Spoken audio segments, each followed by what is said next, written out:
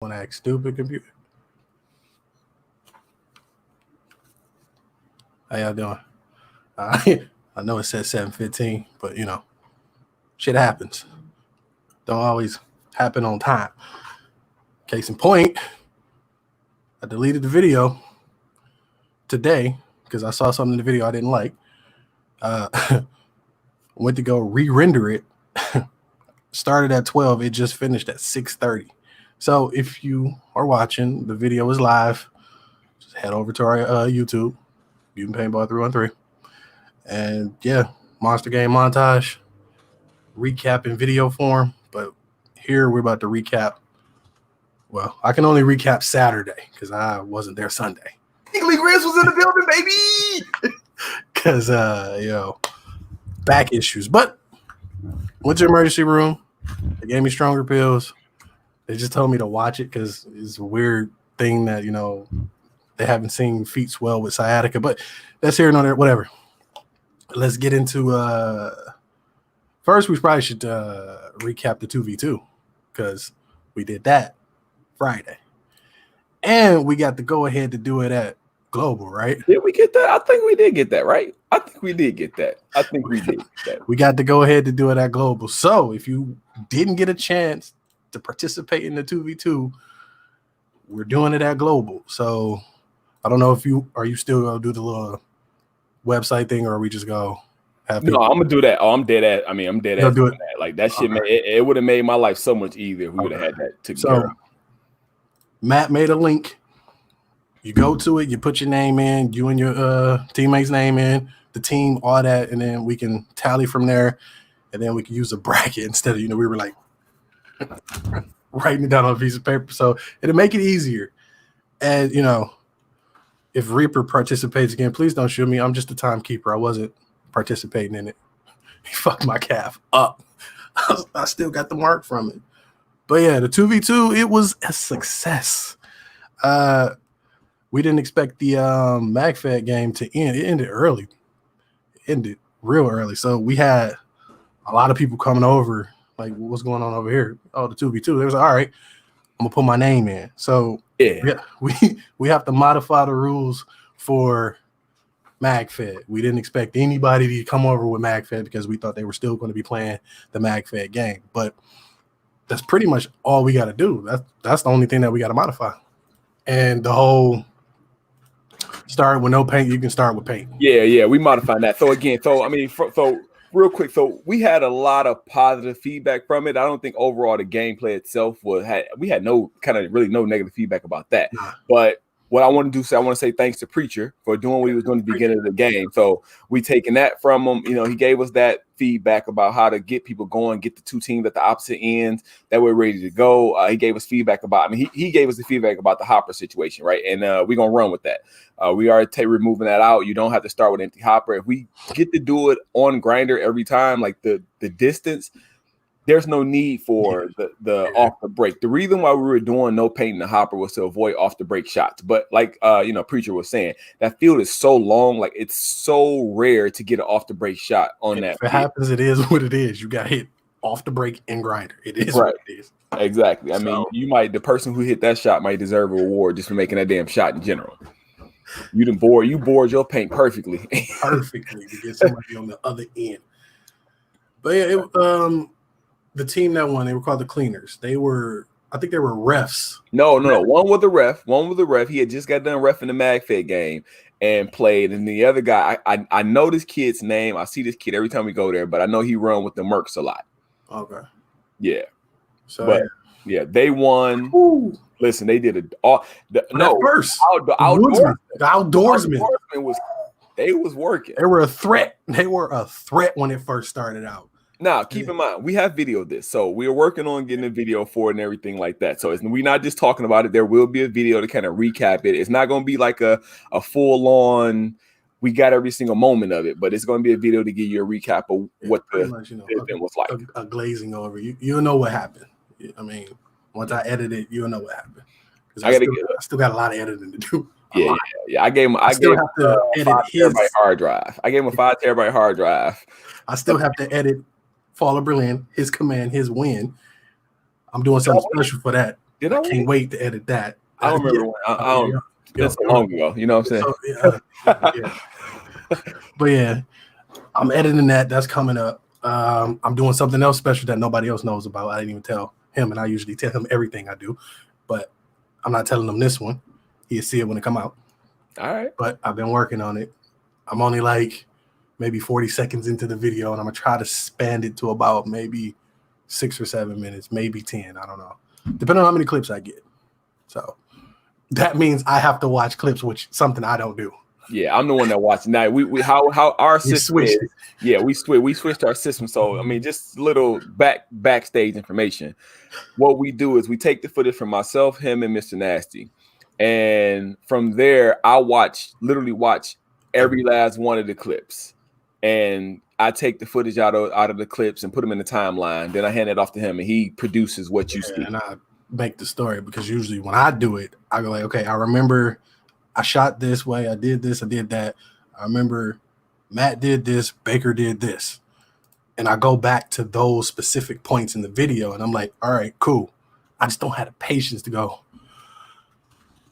all right, yep. Yeah, it drives me fucking nuts. So we got the dynamic of he puts everything on this beautiful thing right here. Right here. Last time I went to go get it, Erica's hazards were on. But yeah. Yo, when I walked up to the door, Alice was like, I saw his whole face change. He was like, what? I was like, the hazard. And he was like, yeah, because it'd have been my fault. It'd have been my fault that it would have been my fault. So that's why. But yeah, we're getting off topic. Yeah, the 2v2. They named themselves well. Cleaners. Dewan, what the hell happened, man? Listen, Dewan, all that shit. Dewan was out there doing his thing. He was doing his thing, but what happened? Hey, them young boys, man. What happened, man? I had promised for you. Him and B-Rad. But yeah. It was fun. It was fun to watch, because reffing it is a whole different animal. I got a new respect for those refs out there. I'm gonna just say that right now. If you're a ref at any paintball field, I got a new respect for you. It is a different animal, because it's like, oh shit, okay, I gotta, all right. But being a timekeeper, I was still saying hit, and you get shot. That's the business of it. Oh, Dewan said he couldn't see. That's what happened. Dewan said he couldn't see. What lens did he have? Cause you had your did you have a Proflex on? He said they got low. Hey, them young boys, man, it was different. It was different, yo. Yeah. But you got low too. We got a picture of you on that one knee. Do I need to share? Hold on. Let me do some backstage work real quick. Why you talking about we got low? Hold on. Let me do some backstage work real quick. You got low too. I don't know why you counting yourself out, Dewan. It's just they had the energy. They had the. They wanted. Listen, that kid said he all this week his mind was on winning the 2v2, so he knew about it and was ready for it all this week. He's over. Look at him though, Sarah. Look at that shot. Just look at that shot. That was a dope shot. Oh, who took that picture? Hold on. I want to give him his credit too. The guy who took the kid who took that picture. Hold on. Let me find his name. Yeah, I saw you getting low in the I don't even know where those pictures is at, where Amber was laying on the ground. Where were those? Fitz Shots Photography is who took the picture. Fitz Shot Photography is who took that picture. And that's who took her picture too. Either her or Wendy. I think Wendy took her. I think Wendy took those pictures of Amber. Yeah. I know, right? Right, Sarah? He said he looks awesome. Like, I mean, hey, listen, that was a dope picture. When I saw that picture, I was like, okay, let me make sure I tag him. Let me make sure he know about this one. This was the real dope picture. I mean, overall this weekend, like I said, was good. Like I said, here were the winners here. Here were the winners of the 2v2. And like I said, yeah, those that the kid in the blue, is the one that was the ref. He had ref the event and then came and played.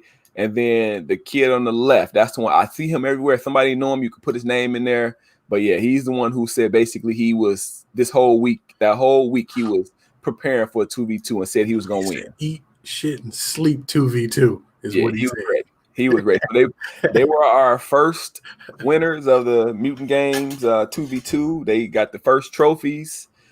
Like I said, overall, the good event. And then afterwards, like I said, talking to Dave and everything like that, it just felt great. He was like, hey, you know, bringing it back for GI. We was like, I looked at him like, oh, okay. All right. So that was the 2v2. I mean, again, if you people who played in it, people who saw it, I made sure I put that in there because I know you wanted to see it, so I put it in there. Look at that shield push was nice. Yeah, see, and that's the thing. People don't think that we do that. Josh came in with the shield, and he had it there, and he was like, "You gonna go with me?" I said, "Let's go." He moved, I move. He moved, I move. Let's go. Yeah, but what were the rules on that shield? Didn't they say like one hit is out? Man, so we didn't know that. We didn't know. Hold on, before we get going, and I want to bring in somebody who was there with us and had a good time. So, it's my punch buddy. How's it going, fellas? Yeah. What's up, man? Good. How are you guys doing? I'm doing all right. My punch buddy over there. Yeah, you called me a punch buddy. What's the punch buddy about? Something I hear about. We will forever be punch buddies because we both got a card punch for our very first time together. We got together. Yeah. You're ramping. I just heard it. Are you rapping too? He was like, "No, come with me." No, wasn't me, man. Yeah, we got video of that. Fingers are quick, man. I mean, look, I got sausage fingers, like straight up. Here, let me find my camera. They're Shrek fingers, bro. The wife loves them, though. There you go. There you go. Oh. How was your experience in Monster Game? Monster Game. You know, I think the best thing to say is, woo! Monster Game was lit. That was fun. I honestly feel like that is one of the best all-around weekends that I've had. It was insanely fun. The gameplay was great. We had back and forth battles all day long. Yeah. Every time we would take an advantage, they would push in, they would take it back. At one point, they controlled the majority of the field. Next thing you know, here we come. We control the majority of the field. There was so much that was just about when people were really, the bigger teams running out of air and running out of paint, going up, getting reloaded, cooling off a little bit because it was still quite hot out. It was. Yeah. No different than over at White River. Man, it was hot over there. White River was crazy hot. White River was different. Yeah, that was a different hot right there. And, you have to understand, whenever it's hot out like that, people have to take breaks and stuff. I lean on people quite a bit. Hey, get loaded up. Let's get out there on the field. But that style of gameplay also, whatever Monster Game being a bring your own paint. Well, I started digging around. I had 4 cases to take. And I'm like, yeah, I'm going to buy another 2 or 3 while I'm there. And, in the first day, in the first few hours of the first day, because all of a sudden my son's going full auto. He's out there running around with that Etha. He figured out what ramping is. Back to ramping. It always goes back to ramping. Everything goes back to ramping. And look, I still got a spot on my arm. That's from Monster Games, sliding into bunkers and stuff. I got to buy me some sleeves, fellas. I got to buy the sleeves. Why you ain't saying that? I had 2 sets in my bag. You got everything. I really want to buy those Planet Eclipse ones that have that Dark Earth camo. I think I'm going to go for that. Oh, you want the what they call it? The TDE? Is that what they call it? Well, I think they call it HDE. HDE. Okay, HDE. Okay. I'm thinking about Top Dog Entertainment over here. It has that pattern there on it. Yeah. Ooh, out of focus. Let's see if we try again. Whatever. There you go. That. It literally, I have worked a 70-hour work week, and I have my wagon sitting over here with all of my gear in it, trying to clean it up today. I just bought a new toy. I mean, I guess I might as well show it, huh, Mike? Let's see what you got. So my gear bag is now that. Nice. The big hard case. Yeah, that's my gear bag now. So As long as you don't have to try to put it in a trunk. I do. So we're gonna figure that out. Hey, man, we got roof the trailer racks. now, so We got the trailer, but it ain't gonna. I haven't even touched that trailer. Only thing I took out that trailer was my pod pack, or my pods, and I don't even remember. Everything else in that trailer, I didn't even open the damn trailer. I bagged it in my backyard. I pulled it in my backyard, put it up against the wood, he said, and left. Yeah, I left it. I was like, no, I'm good. he said we ain't going out of town for a minute. Man, I know the feeling. You know, it takes a lot of effort to run these games on the weekends. I think people underestimate the work we put in.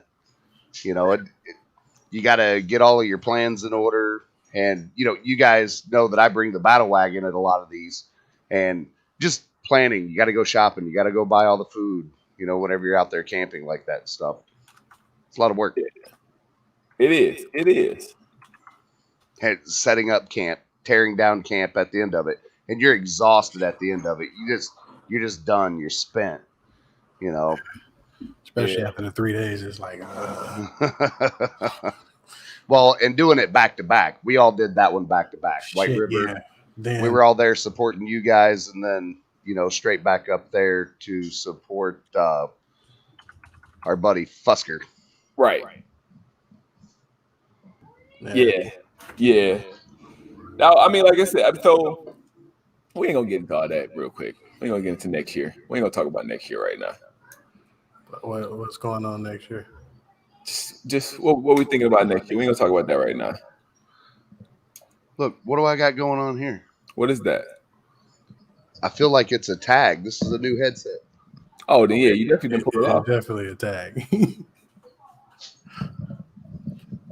Yeah, they put a nifty little tag on there that says Elite, apparently. Oh, well, there you go. This is a pretty cool headset. I do like it.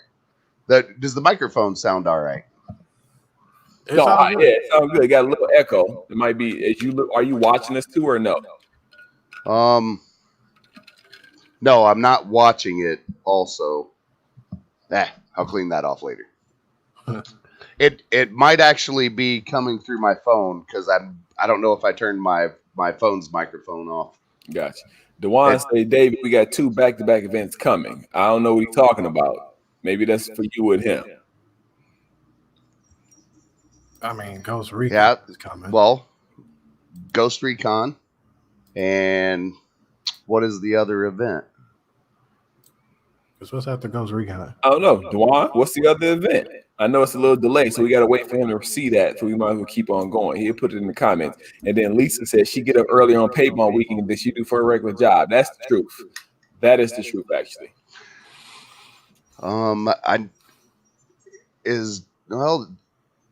The other games that Dwan and I have talked about. I'm on Echo too, wife. I don't know where it's coming from. Ghost Recon Blue. There we go, Derek. That's what I'm talking about, Derek. Ghost Recon, go blue. That's what I'm talking about. So if you're still watching, Sarah, the wife will be there at Ghost Recon. Yeah, so Sarah, I am working on getting my wife there. Oh, Hamburger Hill. That's what you're talking about. Hamburger Hill. Yeah, we're not doing Hamburger Hill. So no. Listen, I'm gonna be 100% honest with y'all. The wife is not going to allow me to do that back to back to back again. It's not happening for me. Right.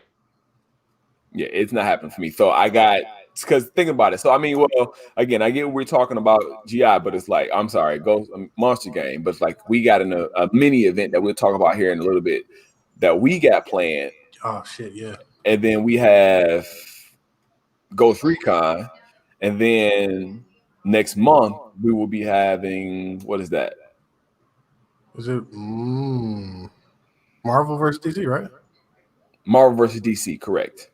Well, I guess we'll talk about that too. We got a up next coming up here. Yeah, we got a lot. But I don't think we got anything back to back. Like, do we? Let me check the calendar real quick. I don't think we got anything back to back. Hey, Because we got Ghost, Recon.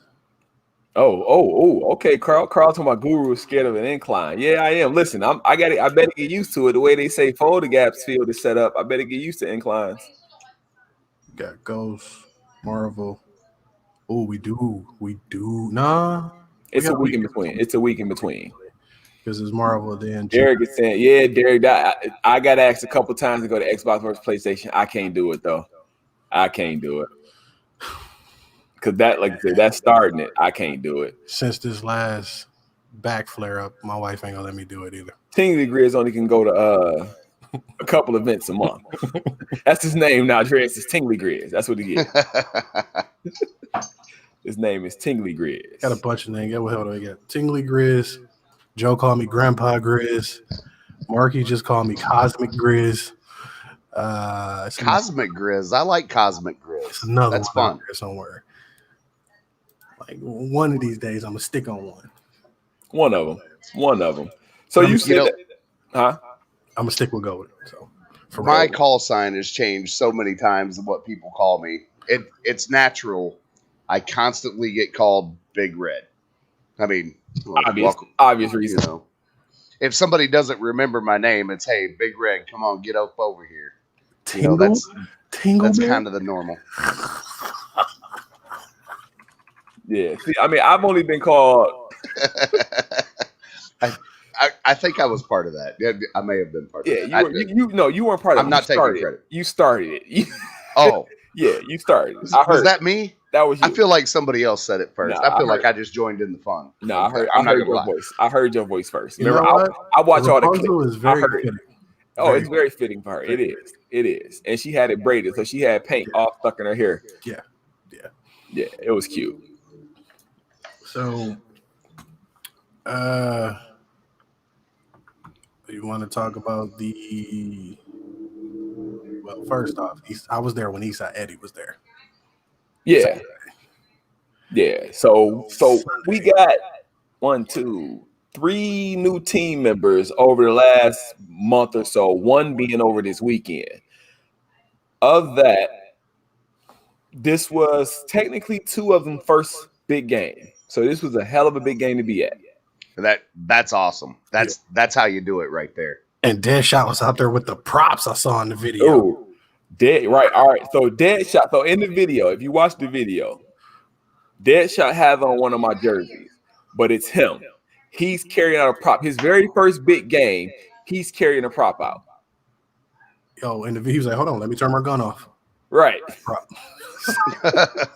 All right. Which I thought was just dope. Go. Like I said, he got out there. He got out there. Like I said, he played. So think about Deadshot. Deadshot played his first kind of quote unquote organized paintball game. You really want that. It was just a pickup game with me and my wife and my family, right? He was hooked from that moment. He was like, when y'all going again? And I said, well, we got a big game in a couple weeks. Like, what's the big game? Like he was that level. Like, what's the big game? Yeah. What's a big game? Right. So I'm like, all right, this is the big game. He like, what? He like, I'll be. And Eastside Eddie just joined in a live chat too. But yeah, he was like, what's that? And I told him, he was like, well, what? He's like, I can come Sunday. I said, shit, Sunday the best day to come, low key, because the final battle. You know, you get the experience of final battle. So he came. You know, he was like, hey, I'm ready. He just came, showed up. We were shocked. He got out there and disappeared. And just disappeared because he loved it. He fell in love with the game. He was out there shooting. We got him in the final battle. Let him take the CS2 for the final battle. So he got to shoot a CS2 for the final battle, which I think he thought was dope. Because that gun, I mean, I love it. I love that marker. Yeah, I can see that. If you're not used to paintball and all of a sudden somebody hands you a CS2, I mean, that's like that's going to be a pretty phenomenal moment.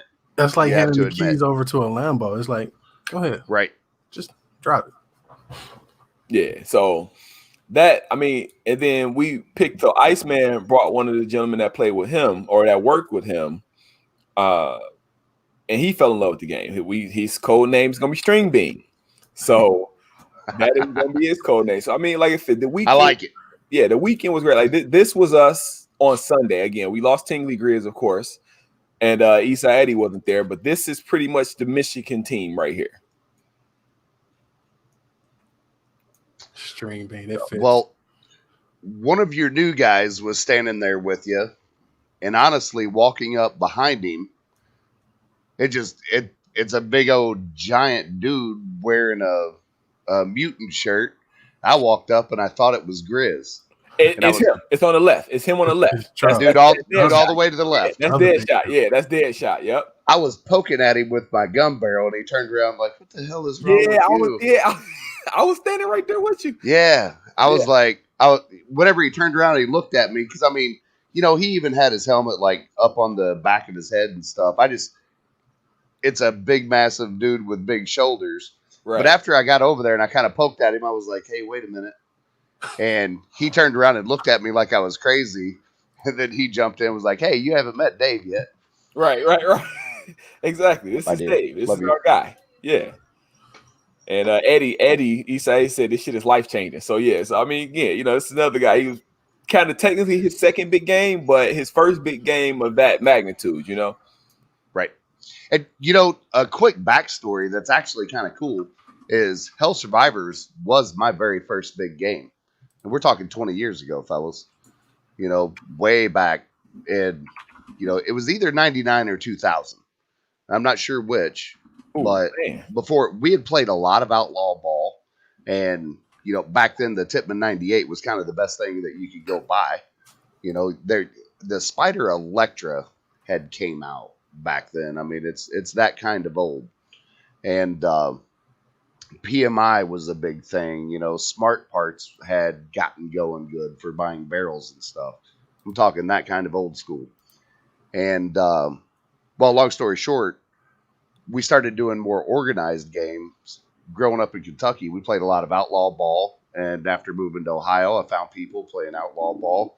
We went to a couple of different fields doing regular pickup games, organized games, and we were having a blast with it. And these guys were talking about this Tipman World Challenge, and it's, of course, now it's called GI versus the World. Yep. But back then it was the Tipman World Challenge. And I was like, man, that sounds fun. We went up and we played Saturday only. And, man, there had to have been a couple of thousand people there. I'd never seen anything like it.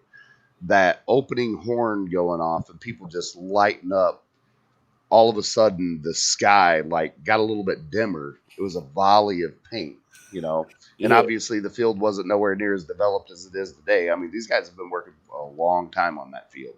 Yeah, and it's a pretty fun place to play for being a big donut. Exactly, because that's definitely what it is. It's definitely a big ass. I call it a big ass bagel. Long as they don't throw a net down the center of the field.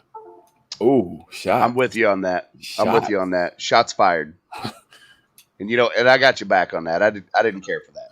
Well, I mean, and again, I get why it was there, but I don't get because it gave them too much of an edge.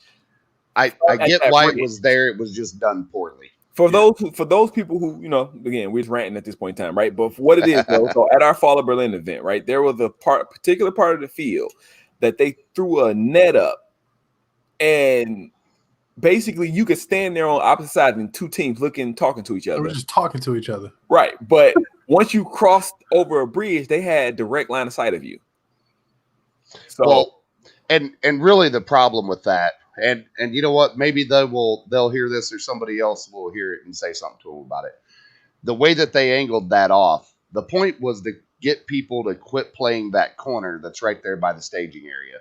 That's the only reason I can see why they would do that. I mean, look how that netting is always all torn up. It's always remended, and they replace it constantly. They do a great job over there, and I'm not trying to take anything away from them.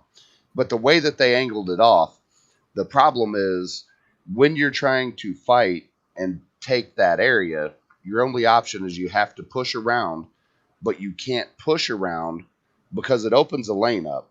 You got the bridge covered. You got the bridge. You got the bridge covered and the next opening. Yes, exactly. That's a couple of guys can just stand there and lay paint and lane that out, and nobody's coming through. I mean, because I thought about it the second day. I thought about if I position a guy at one of those spindles right at that little bunker at the opening, and then right at the torn down tower right there, aiming right at it. Like you got that thing locked down. Like that area right there is locked down. And realistically, that's the only way you can get around unless you come through Cambodia.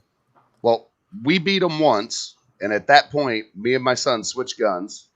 He took off with the Planet Eclipse gun, and I wound up with old Dad, my old 98 with the Apex. That allowed me to stay way back, and I literally was just laying on the response trigger with the Apex and just floating pain in there, and it was enough to get them to move back and up the net. And we had like 15 guys that just rushed around. That's the only way to take it. You have to get them to where they're pushed back, and you have to dump a lot of paint on them, but you have to be at distance. I tried 2 or 3 times to run up there and dump paint on them using that Etha too. It was terrible. Yeah. And I may have been ramping. Maybe. I was dumping I may have been too. Hold on, wait. Were you guys ramping? I don't know. You're ramping because I just heard you do it. Are you ramping? I don't know. He had the mechanical like, pop, I can't ramp. He's like, all right, you two come with me. That was the funniest shit in the world. Because to be honest with you, no, we were all ramp. Everybody was ramp. Iron League, what's up? Hold on. There was just a comment that was put up. I'd like to see what that comment was.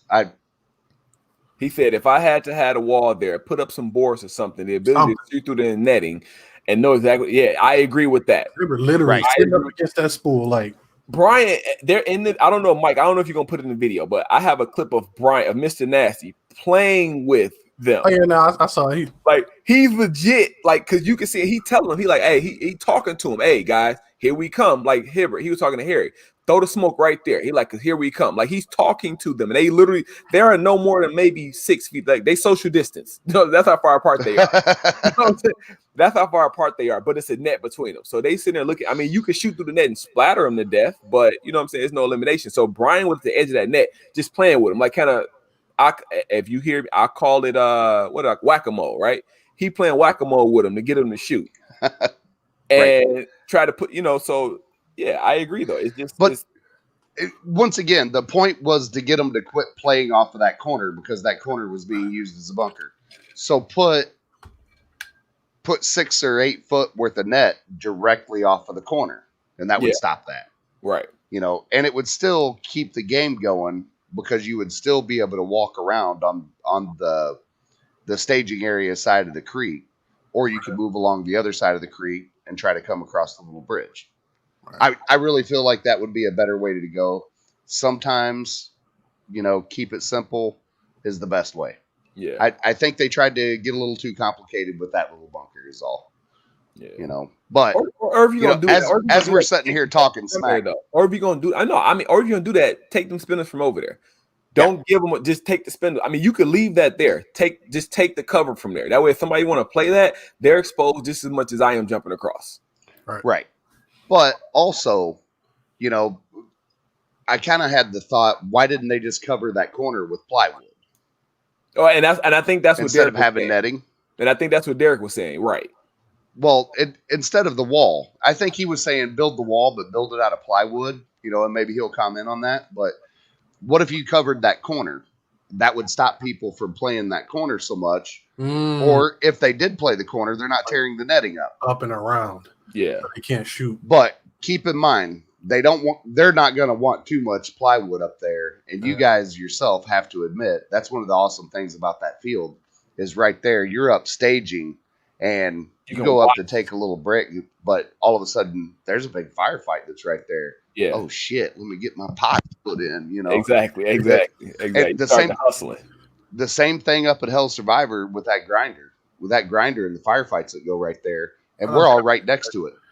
It definitely was a great game. Besides, it was a great. You hear those firefights go, and it kind of gets you amped up a little bit. You're out there, you're hot, you're tired.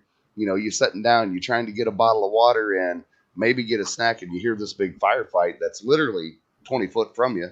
And what's dope about that is when you at Hell Survivors, when you sit there and you watching it and you see everybody come around that net, and you see this gang of people just stack up, you're like, oh shit, it's about to get good. You know what I'm saying? Because you can watch it happen. Then, like you said, as a player, you like, hey man, I need my pots. Where my shit at? Give me my shit. Let's go. Like, come on, get going. Let's go. Let's go. Yeah, and then you and yell it as you come and around. then a few hours later, Wait, you're wait, like, wait. a few hours later, you're like, damn, I already used 3 cases of paint today. Yeah. Shit. Yep. You're like, damn, what happened? Oh, I did go in the grinder with 7 pies, didn't I? Yeah. And then Like had 3 times in a row. Exactly.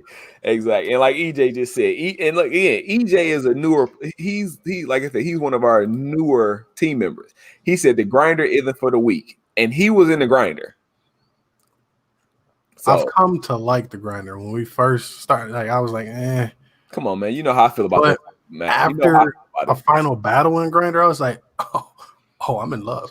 Hey, you know how I feel about it. Like when we go to action, you know how I feel about that. You know how I feel about that. That's the hyper ball. You know how I love those. I love those fields. I am more and more loving hyperball. Yeah, the hyperball is nice.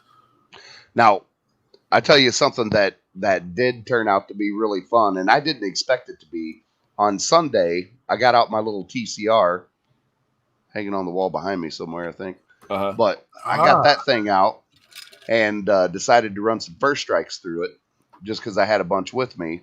And I took off the very first time that I went out. I went out with Reaper, which was pretty fun, to walk out there with him. He did some weird John Wick stuff that I've never seen before. He always fucking does. Like, he goes walking through there, and all of a sudden, he's like John Wick in the movies, like, a round can't hit him. It was curving and just going around him or something. And I'm like, how's he still alive over there? Whatever. But I was laying out some first strikes for him. It was a fun experience.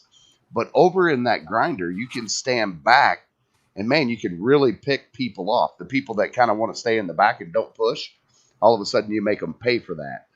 They take one in the mask and they're like, damn it. Right. I thought I was safe. Right. I thought I was doing good just standing back here.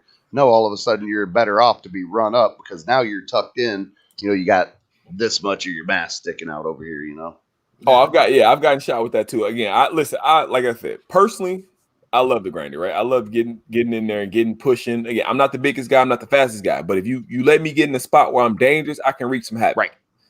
And both sides of that grinder really do have good positions that you can take up. And also thinking about that too, right? Just kind of speaking on that a little bit. They changed the grinder for this event. Like we were just there and it didn't look like that. So they went out there and moved some stuff around. They took down a real big tall stand-up that would have provided the east side of the field a real big advantage. And they took that stand-up down, which I think was good. And I was gonna say that it felt different to me this time than what it did from this time last year at Monster Game. This year, it seemed like the crossfire coming down from the castle was way worse this year. It was way more. You want to control that grinder, you're going to want to control both sides of that creek. Yeah. And that's why Final Battle goes both. Yep. That you have to though, because that's what we realized too in the Final Battle. Like so at first my decision, I wasn't gonna shoot. I was just gonna be there running pies for people, right? But the competitiveness got into me, and I took off running. You know what I'm saying?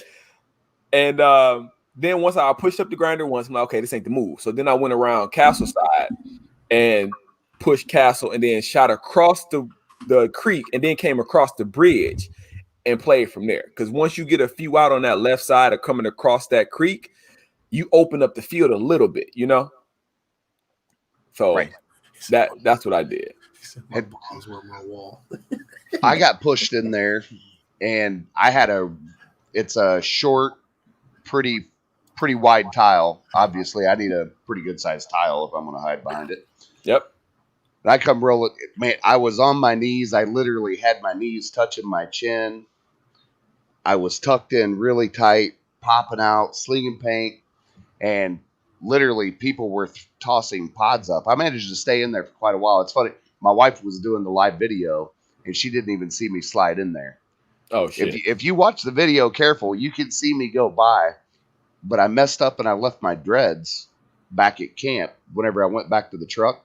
Whenever we came back up to staging, I didn't have my dreads on. And so, I just didn't show up on camera because that's what she looks for, God, so she couldn't find you just recording the day type of thing. And whenever I go running by with my lightning fast speed. Mm-hmm. She just did, she literally, I blew by the camera and she just didn't see me. I was over there shooting it up, and I started screaming for somebody to toss me a couple of more pods because I carried a backpack out there and I threw them off on the side. It was like, hey, just people throw pods to me. You know me, I'm going to be up in there. I'm going there to get shot up. That's what I do. I always come home with bruises and stuff, you know. Oh, that's terrible. Them right there were kind of nasty ones. Yeah, I mean, well, okay. So we talking about, I know Dewan said he's on the tank run. So we talking about the tank run, right? I got rocked. I'm 100% honest with you. Like I didn't realize until after I got off the tank. Like I don't know if the guy was shooting hot. I don't fucking know. But I caught one to the goggle, and it shook me. It had me. I was seeing double. Wow. So and again, like I know Pigpen from Swarm. We had pushed Titman Towers, and he got shot. No, the one talking about show it. Look. But he had got hit too, and he got a couple bruises on him, like he got hit by friendly fire. So that was close. That was close. So I get those. Those were pretty fucking close. I did get my brand new speed feed for my Spire 3 broken in the final battle. It took a shot right on the very back of it. It's laying in the kitchen somewhere. But it took a shot in the very back of it right as it clips down. And it broke off 2 of the little fingers that go in it because those are the plastic ones. Yeah, they go on them. I had that problem. You know all about the plastic. I had 2 of them. They just flew. The whole thing opened up. The hopper, like split in half, was opened up. Oh, you got broken. Oh, your hopper got broken. No. It literally relatched, but it released the latch on it and released the latch on the speed feed at the same time. And I thought it was broken, and I took the whole gun and I threw it down, and I picked up another gun out of the bag. And Tim was standing over there, and Tim was like, no, you're good. Look here. You know, and he smashed it all back together, and I was like, all right. And he was dumping pods in it, as a matter of fact. While he closed up, he was like, look, you're good. And he was dumping it full of paint. Go shoot. See, when that happened to me at Monster Game last year, somebody broke off. A finger broke off, and I'm trying to shoot, and I'm not shooting. Like, what the fuck? What I'm saying, I hate those fucking plastic ass fingers. I switched to the rubber ones because they brittle, right? It's plastic, it's brittle, and it's hard plastic. So it broke off, and I'm trying to shoot, and I dumped the whole pile. I cleaned it all out. Fucking finger is stuck, blocking the paint from dropping into the channel. I could see that. I could see where that could happen. Yeah. Yeah. So yeah, I just got rid of the whole. I went and bought a NTR. Speed feed, the one for the bunker for the Bunker Kings control. Okay. So I just got those. Those do fit right on the Spire 3? Yeah, they fit right on. What's up, Fuskers? Hey, Tim. Welcome to the chat, man. Welcome to the chat. Welcome to the video, I should say. But yeah, so Spire issues is the word. Like, I mean, and I got a control, I got a Spire. I love my Spire because again, I'm for people who don't know, I suck at paintball. I'm accuracy by volume. I mean, for real, I'm accuracy by volume, so I need the paint. I can't do 220. I need 28. I need 260. I need the big cap. I can't do 220. I need to be able to put a whole hopper at you, and then I get you out. I will get you if you give me a chance to shoot a hopper at you. I guarantee I get you out. That is my guarantee to you. You give me a chance to shoot a hopper at you, I guarantee I get you out. Yeah. That is my guarantee. Yeah. You want me there? I tell people, hey, I remember there was this part we were at Monster Game. We were at where were we? We were trying to push West Point. And Zach, we are uploading the 2v2 video. I think Mike is working on the 2v2 video. We will get that uploaded for you, Zach. Zach on our YouTube. He just asked when we're going to be uploading to YouTube. Yeah, we will get that done and get that uploaded as soon as possible. Mike, that's got to be your next video you work on. I was gonna work on White River, but I'll work on the 2v2. Yeah, let's work on that one. But yeah, there was the part where we were at where we at? Titman Towers, fighting Titman Tower. I'm laying down. I'm like, hey, I'm out of paint. I ain't out of air, but I'm out of paint. You want me dangerous? I need paint. Sure enough, somebody every ran from Swarm. That's who did it. He ran from Swarm, gave me 2 pods. He got shot out in the process, but gave me 2 pods. I'm like, thank you, I appreciate it. If you want me dangerous, I need paint. So I shot both of those hoppers, but I shot both of them, by the way, and I got people out with them, but I shot them both. I can't do one ball. I can't do that. I'm ramping. It's impossible. Ramping. Zach, no way about it. Zach, no way about it. Right. So Zach, because I'm horrible with names. Which one are you, Zach? When you see that, are you blue shirt or are you gray? I'm watching the comments. So when you see it, let me know. I'm gonna go gray.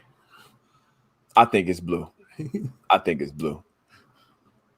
Gray. It is. Oh, that's the young boy. Yeah, that's my man. Like I said, we see him all the time up there. Yeah. Now I know his name and I won't forget it, Zach. Now I know your name. I won't forget it. They definitely took the dub. Holy cow, there's a lot of comments in here. Yeah. I just switched my window. That's what I was doing there. I just switched to look. Oh, but yeah, I mean, so that being said, right, about Monster Game, I know Carl just said it. Tim, thank you very much for allowing us to play for you, for recruiting us, for getting us to play for you, for being our commander. I want to give a big shout out to Spider. That's his name, right? Spidey. Right? Don't let me fail. That's his name, right?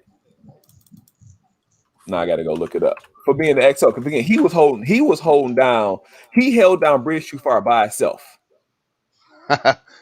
Absolutely, Carl. Anytime I'm cooking biscuits and gravy, you can come join in, bro. Oh yeah, got to. And then congratulations to Chad for winning. Chad and his crew for winning the yellow team, for winning the Monster Game. Absolutely. 50 points. It just don't get no closer than that. You almost can't plan it. No. You almost can't plan that. Right. And Shannon, I was gonna bring Shannon up as well, because Shannon, who she did the comms for us and she did a wonderful job. Like Shannon, the funny thing about Shannon, right? So she'll come over the radio. Hey Guru, are you on the field? Yeah. Me? I don't know. Not you, Google. Stop.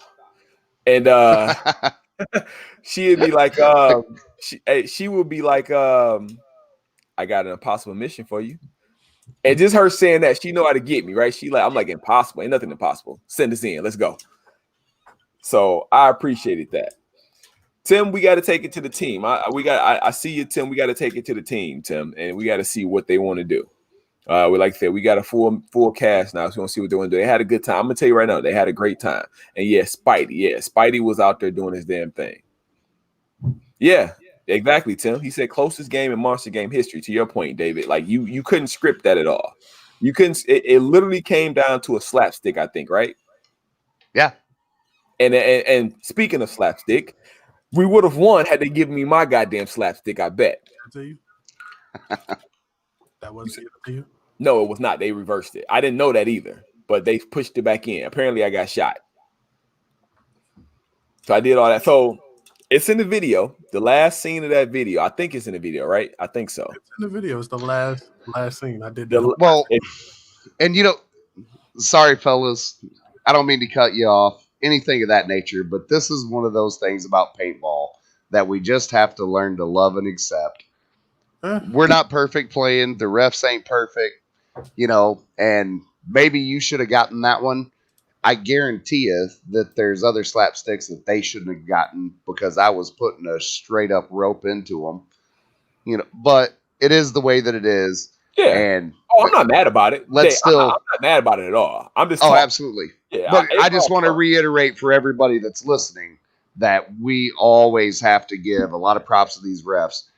To run around out there and take the shooting that we're doing, especially for that shit, especially for that's beast. That's beast. A final battle is just a glutton for punishment. So, like I said, much respect to them for that. Because final battle, you getting shot from all angles.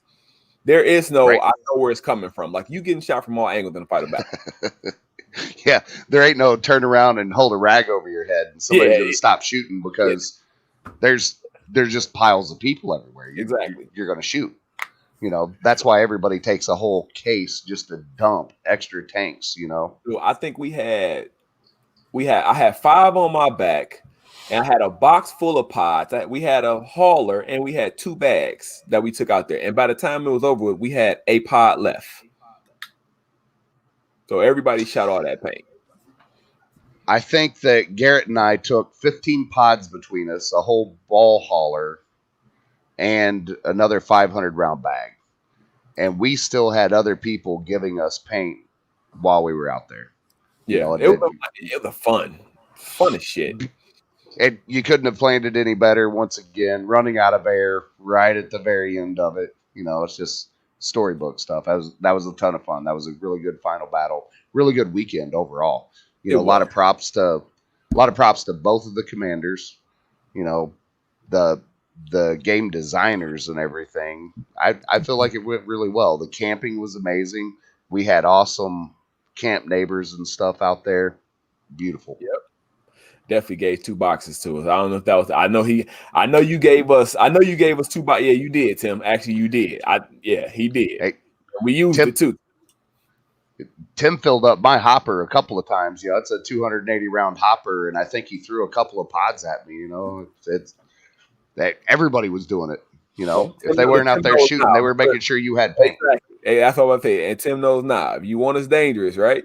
Got to have paint. But he knew that. So he knew what he was doing. Well, I had to me. I met a lot. And for me with Monster Game, I met a lot of people who I've met over kind of social media or through other people, and that to me is the big part about it. Because again, as you know, we were all pretty much under one fucking tent the whole weekend, which was dope. Like everybody was together. Like everybody who we were together with, we were all together. So yeah, that worked out pretty good. How all the canopies up top and everything got arranged, and we were able to be grouped up, and had a few enemies in there, but that's cool. It's fun to have people to talk with. Hey, me and the camping thing, I pulled a battle wagon up there. I always ask the people that are on opposite sides because I hope one of them or the other's playing for the opposite team so we can talk some smack. And there's the guy you were poking with your pit barrel right there. He said, "Yep, there he is. There he is." 2,000 for him already, like I said. So what I'm saying, like, and this, this was his very first big game, and he came on a weekend where we had that hell of a final battle. So it was fun. Like I said, overall, it was fun. Like I said, I would do it again. I'm going to do it again. Like I said, unfortunately, we don't know what side yet at this moment, but I am doing it again. So again, you can count absolutely. me. I'm doing it again with breaks in between. Yeah, we're gonna make sure Tingly Grizz keeps his ass healthy. Need you on the field. Can't have you on the field being Tingly Grizz. But yeah, like I said, I mean, because he's in the chat. I want to say thanks to Nate, who kept making me come out on the field, even though I was sitting on the sideline bullshitting my life away. At the end of the weekend, me and him did trade jerseys. Again, it wasn't permanent, but we did trade jerseys. So Butternut, I got a jersey for you coming. So don't worry about that. Also, what they did, which was awesome. So we had a banner made, and they signed that. Every member of Swarm that was there signed it. Is that 3D at the bottom? Yes. So. So look, so you gotta understand. So look, let me tell you a story about that, right? So I get home and I'm unfolding the banner and I go to hang it up, right? I'm looking. I'm like, did somebody just draw the shit on there? So I take a picture of it and I sent it to him. He gonna call me. I did it. Yeah, I did it. I'm like, okay. Ooh. What she said? Ooh, the wife took a shot at you. Whoa. I can't control what he do when I'm not around. I control what he do when he with me. I can't control what he do when he go out there and I'm not around. Alice. But I got him next time. How about that? Oh, I got you on the bill, so I'm good. And I know I need to take breaks, but I mean, I'll carry you over a body armor and a Gatorade. I mean, if that helps. We had a shit ton of those in there. It ain't I know. This is the thing with Tingly Grizz, right? That's his name. This is the thing with Tingly Grizz, right? He gets out there and forgets that he is Tingly Grizz. And then it's like, I'm going to go get this motherfucker. But his body, like, hey, his body, I don't know if you ever saw the episode of Family Guy when Peter went to take off and his body called, like, hey, what are you doing? He's trying to run. That is what Mike's body does to him.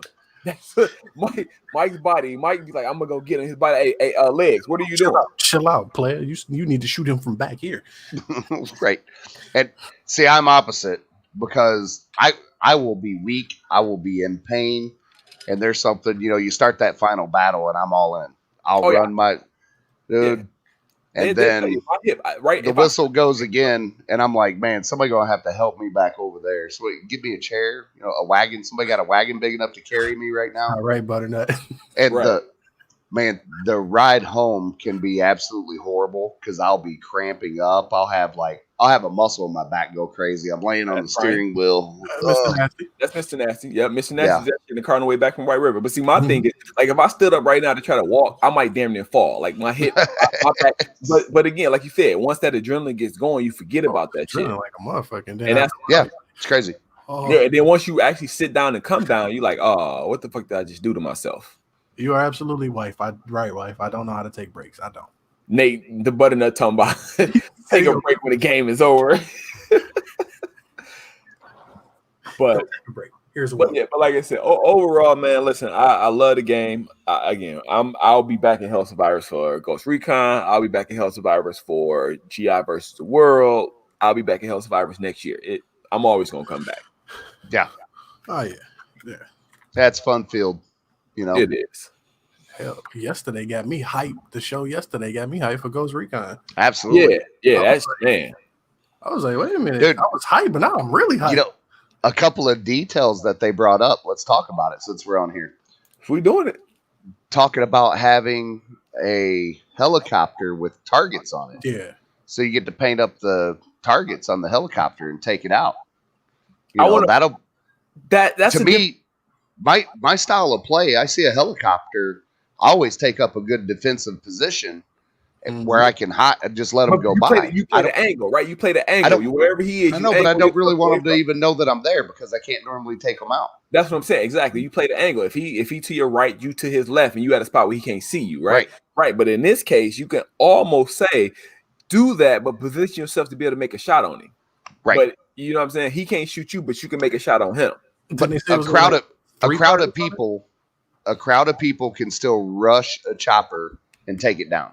Yeah. You got to be willing to dump some paint on it. Yeah. But that'll be a cool feature. I like Or send me, because I'm accuracy by volume. I got a hopper for you. Yeah. There you absolutely. Go. I'm with you.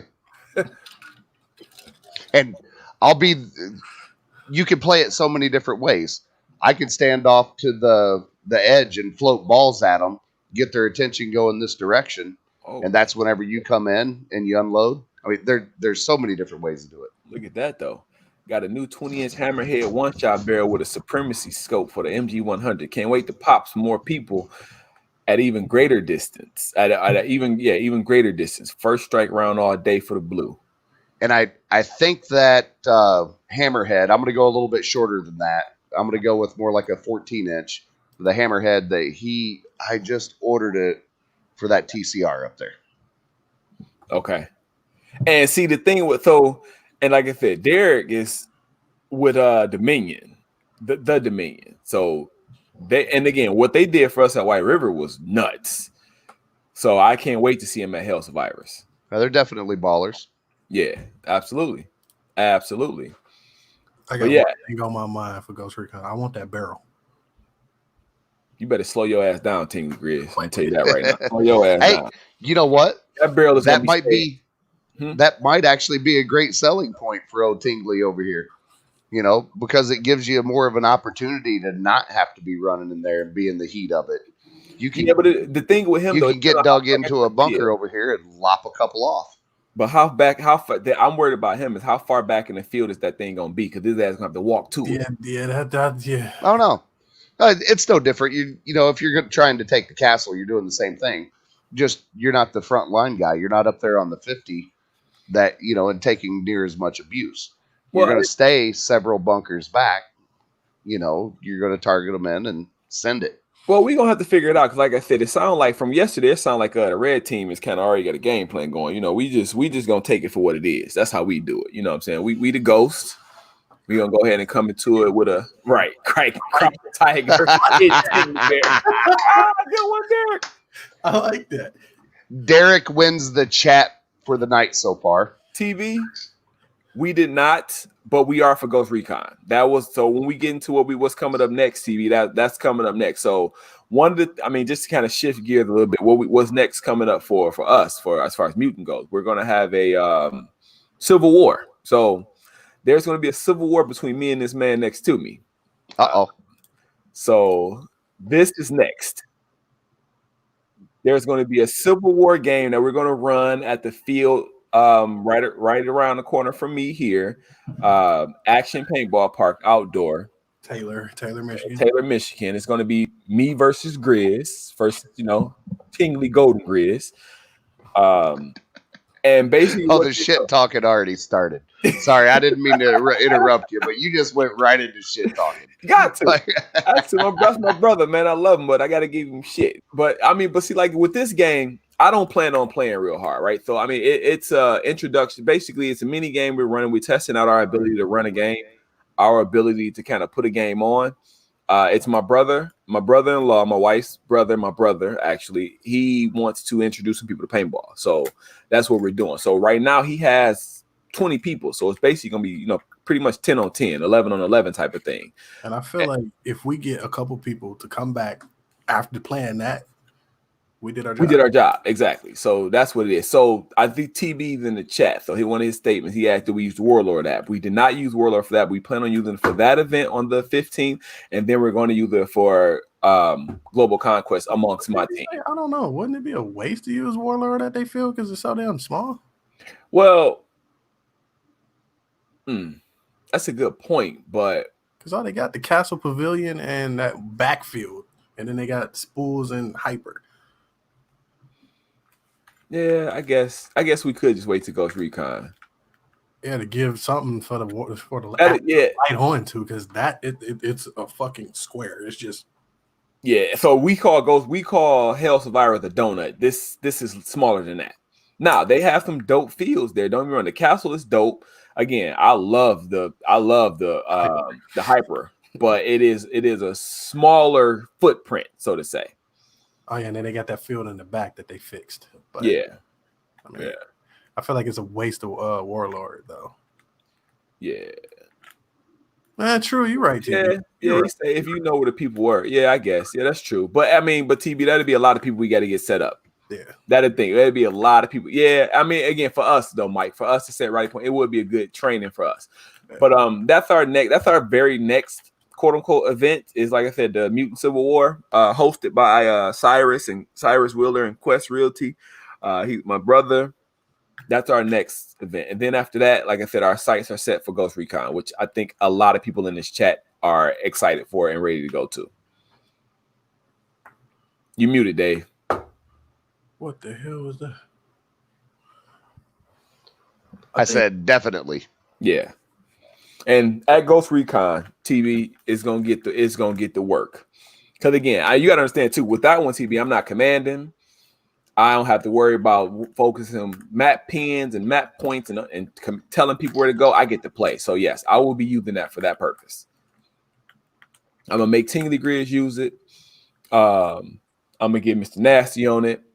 Oh, and shout out to Alan. Alan gave me the beta key so I can get 5 more people logged in.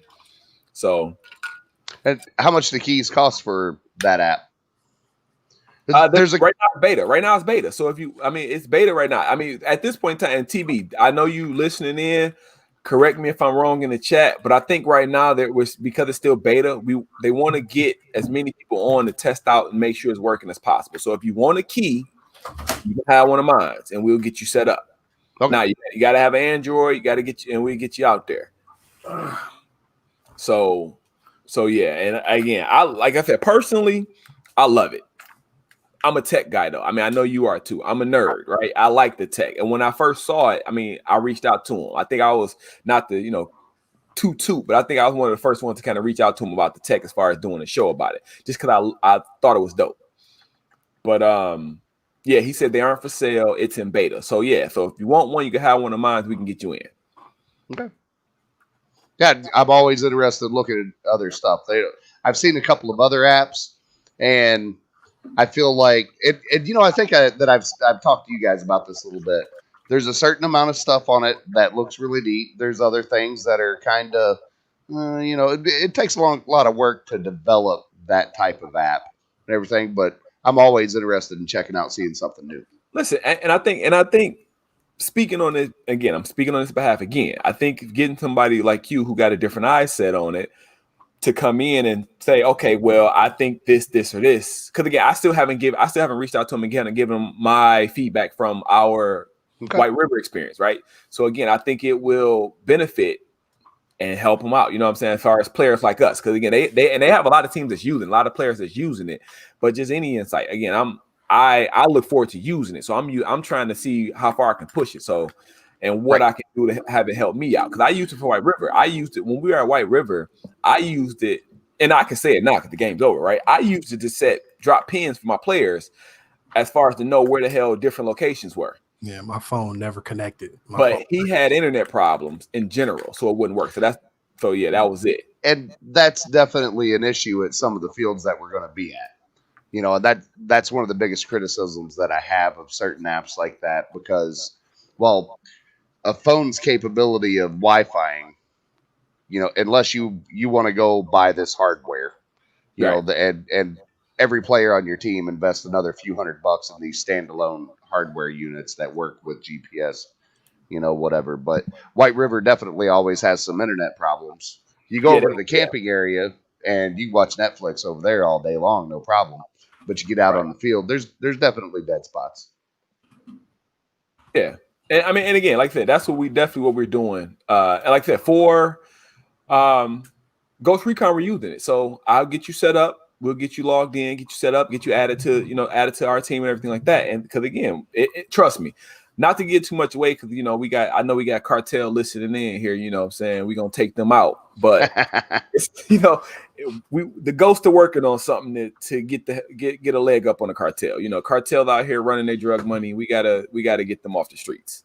We gotta worry about that. We gotta worry about the Unidad as well. Well, see, that's the thing that you have to know and understand is, the Cartel, they're not about tech and stuff. They're about, they got people that are eating rats and stuff that are cooking their steaks for them, Right. So they're not into tech or anything. They're buying some old busted up Chinese AK-47s and whatever kind of guns that they managed to get floated across the ocean somewhere. Well, we're going to bring some tech. We're going to bring some real tactics. We're going to come in there like we're trained for this. Yeah. Absolutely. And we're going to go ahead and knock the head off the top of that Cartel. Go ahead and lock his ass up. And Preacher said Fort Knox probably has the worst service. I mean, we're going to give it a go there for Marvel vs. DC too. So again, like I said, as far as TV goes, as far as tech goes, we're going to do all we can to put it through the paces. Mm-hmm. We're going to do all we can. He said, Cartel, we are smarter than you know. I'm not saying that y'all not smart. I'm just saying. There we go. That's what I was looking for. I was waiting for him to jump in there. Right. How's it going, John? Cool to see you. I was going yesterday. Right. Preacher was on 10 yesterday for sure. Preacher was. He was hyped. Oh, that he just likes to hear himself talk. I think it's a Cartel thing. I think so. They like to walk around, hear themselves talk, and act all big and bad. But that's why they don't rule any developed countries. Only the little third world countries and stuff. Right, we about to go ahead and set this one straight too. So we're here for a reason. The Ghosts are there for a reason. Right. But you said it right there, John. Running. Who you running from? There you go. Who you running from? Let's get at it, bro. Like I said, all in up, I think it's gonna be like this monthly with stuff. I cannot fucking wait for a Ghost Recon though. I mean, I'm excited. Are you playing Mag? Are you coming up Saturday for the Mag Fed or no? I am. We're gonna come up probably late morning. We'll be leaving down around here because my son does have football practice, but it's an early morning practice, and we're gonna have everything geared up, drive up, hang out for the day. We're gonna play the Mag Fed in the evening. Did you guys hear the part where they kind of expose that whoever wins the Mag Fed gets to pick? So that's going to be fun. Yeah. The insertion. Yeah. Yeah. Well, you get to pick which side you're going to start on. Obviously, we're still going to switch sides. Yeah. But that could be a nifty little That might advantage. be a game. So, and I also heard I heard a rumor they're allowing pump in. Yeah. Yeah, I think they're a little bit too. That changes the game a little bit too, though. Well, and and we can't all agree with absolutely everything, but I think that they're going to allow basically anybody to run a 10 round tube magazine. So, I mean, to me, MagFed has to have a spring in it. That kind of eliminates the purpose of MagFed, though, because again, if you're a person like myself, like me and Mike, and I think you too, like we have actually drop a clip, flip it in mags. Right. I get 10 round tubes, but if you got a 10 round tube with almost with an electric gun, so I would be best off actually to take one of my pistols that's capable of shooting first strikes. You know, throw a good barrel in it, and use that as a sidearm for being able to plug out some first strikes with moderate accuracy, and still run around with an EMEC or something and use 10 round tubes. Right, but like for a person like me, though, I still think you get the advantage over me running my MG. I agree. I mean, because again, realistically with MG, I mean, if you're shooting MagFit, you are for the most part aim down sights, right? For the most part, you got an EMEC, you got a pistol. It's just basically hip fire almost. I mean, you aim down a barrel, but it's basically hip fire. And you're going to dump your 10 round tubes all at once, and you're just going to have a lot of them and keep changing them out. Right. I mean, but I'm all for it. I mean, we're going to see what happens. Again, I wasn't sure if I was going to play that game or not, but I mean, given the fact that it have that much kind of weighting on the game, I'm sorry, go ahead. No, I'm saying I might have to invest in some 10 round tubes and, like you said, run my EMEC or do some shit do something with this MG. Possibly, but I don't know. Myself using the MG to switch that back and forth. Okay, you can set it up for hopper and run 10 round tubes. I think magazines would be more convenient than that on that particular gun. I don't think I would ever run. Just my personal. I would never put a hopper on that MG. Right? Why would you? Yeah, I lost my piece. I'm gonna agree with John Vance on this one. I feel like the 10 round tubes would be harder to do than using the magazine in that type of gun.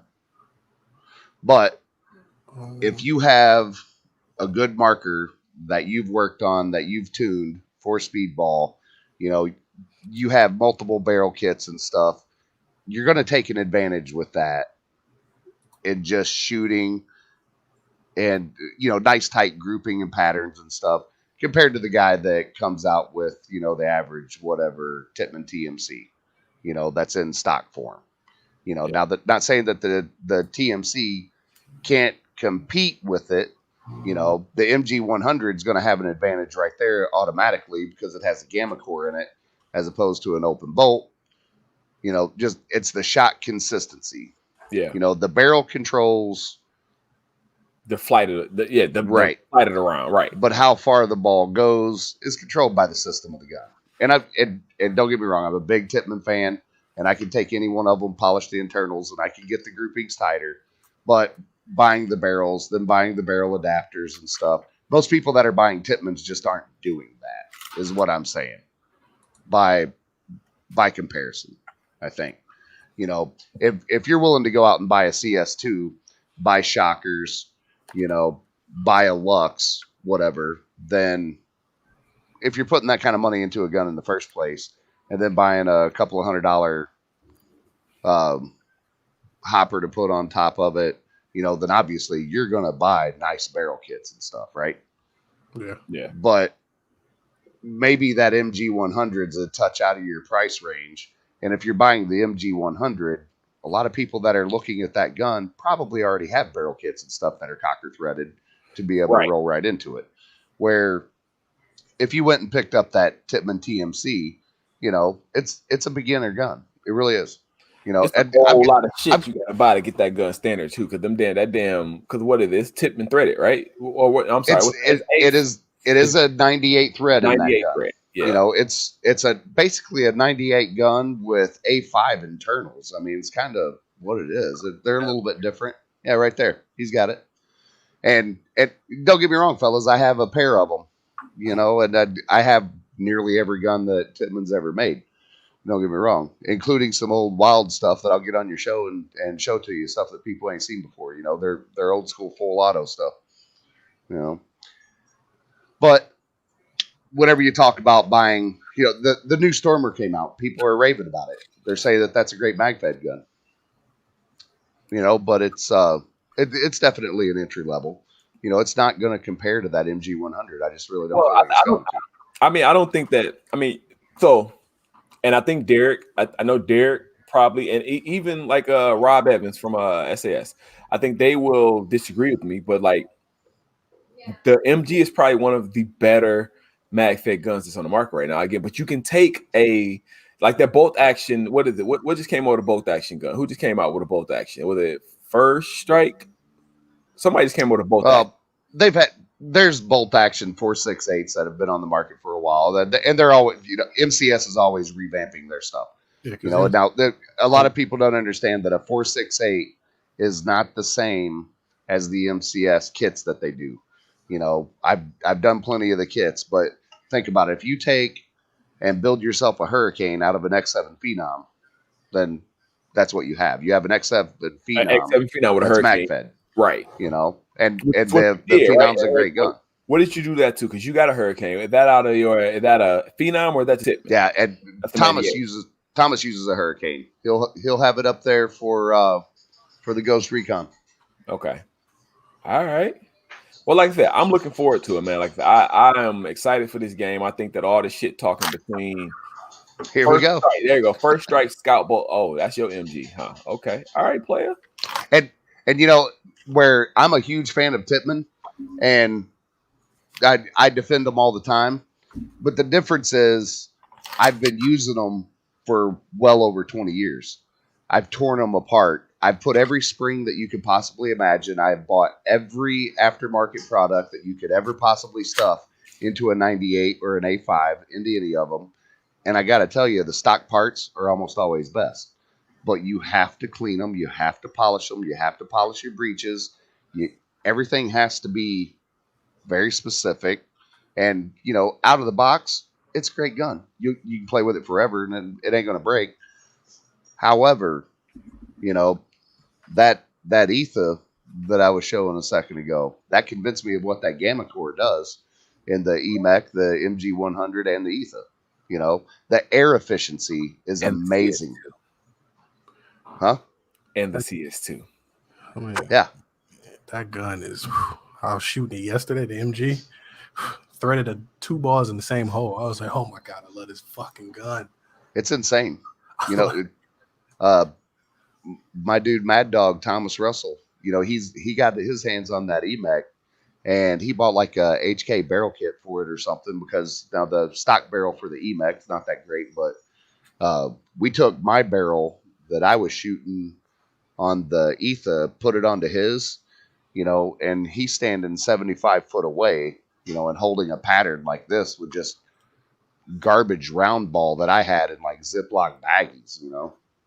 He's out there dumping paint down the field, and you know, he absolutely loves the groupings and stuff.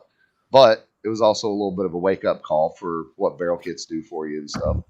Yeah, I mean, and that's one thing I didn't do this weekend, because again, I had a lot of paint that was just all over the place. I did not bore size at all. I did absolutely. I just went with the free kit. Norris, I see you, man. I'm gonna put Norris in here, man. I see you, goddamn it. But because I was asking him about, because like I didn't bore size at all. I think I just threw in the largest barrel, the largest bore I had, and just ran with it. That's all I did. Give me 1 second. We're gonna pop Norris in here in a minute too. I'm about to kill this green screen and just let y'all see this green ass curtain behind me. Just because I got to get this thing off here. I forgot and left it on. I don't usually like to do that. I was messing with it a minute ago. But do all this shit talking. No matter where I go, what part of the country, ain't nothing but a Titman 98. Titman 98 custom. With a response trigger And an Apex barrel. And I don't think that the camera will show it very well. But if you notice, this is a Lapco Big Shot barrel, but you can't see the porting back here. This was a barrel that got sent to Thomas by mistake whenever he had ordered a barrel for his Hurricane. So that barrel came, and it was not made with the right threads on the end of it. It wasn't made with the ring grooves or threaded to put the Apex adapter on it or anything. And he was like, well, so this is pretty much trash, whatever. But they didn't want to RMA it. He was just like, here, whatever, throw it in a pile. So I took it to work, put it in a lathe, and I recut it. And I literally custom machined it for that one. And whatever it is about that barrel, the way that the Apex completely covers the porting on it, every time you shoot, you can feel wind in your own face through that porting. It blows it out of the back of that Apex. But that thing shoots lasers. It's insane how well it works. I seen you shoot that damn thing. Like I said, when we first met you, we was in the treat, man. You know how the story go when we first met you. Absolutely. Hey, wait, hold on. So they were all right, he out of there. I'm about to add Norris in here while you talk. Go ahead. What up? How's it going? It's going. I'm still sore. Yeah. I'm still recovering from the 2 times I passed out in final battle. No, shit. Yep. No, look, I saw something that was funny. So Lisa does it with her son. They do like a body sheet of where all the bruises are. I'm like, I might start doing that just to post mortem, just to have my wife one day stand around and mark them all off. If you did that for me, just put the image of my body, which remember the shape's going to be like this, kind of, whatever. This is the shape of my body right here. It's a nice hourglass. It's a nice hourglass. This is the shape of my body right here. It's like them double and triple hour glasses. That coffee cup's only got 1 roll. You need to add some rolls to it. Yeah, I know. We got to stack them up these days. There you go. Yeah, there you go. But it would basically be having that, and you just take like a paintbrush and just splatter paint on it, because that's everywhere. Well, and I tell you what, the last few games I haven't worn my vest, because I used to always wear a vest. I've gotten away from that, and now I'm carrying pod packs and stuff. I don't wear any kind of padding or anything. I go out and play in this brigade shirt. Yeah. And if you play like I do and you're always running into the 50 to get your ass kicked, then you're going to come home with some bruises. Yep. I made it to the slapstick with a torn knee, so. Yeah, you got to chill the fuck out too. What? I chilled all weekend. All right. If somebody would have had their GoPro on, they'd have had a video of me just skipping across the road, but no. My GoPro was off at that time. That shit was crazy. Listen, that shit was fun. This weekend, we talked about this weekend was fun as shit. Like I said, getting to run with the rest of the brain surgeons, that shit was fun too. Hopefully, we get you guys for Blue for Ghost Recon. I know for a fact I will not be there. I've got some family things going on. I don't know if Panda's going to be there because he's trying to buy a house. I tried to buy Panda. So, I mean, if you buy Panda, he'll go. You let Panda know I'll buy him. I'll buy him. All right, I'll let him know. And then as far as my other guys go, we got a tournament Sunday. So, I got guys practicing tomorrow, and then we got a tournament on Sunday, and I got war games this weekend, so I don't even get to be involved in any of it. Wow. So busy. Duty calls. Yeah, don't ever slow down, unfortunately. Wait, man. I want to make sure we don't get past it, because again, we saw some guys jump in. Cleveland Iron League. Listen, I'm gonna tell you right now, those guys fucking ball, dude. Cleveland Iron League is legit. They're a great team. Shit, dude. We were going and gentlemen. Yeah, exactly. Oh, see, that's where I don't fit in. Hey, we're fine with that though. We're fine. Ask Mike and Matt about when I came off the field mad as fuck and I was out of paint. Yeah. Not a joke. Yeah, no.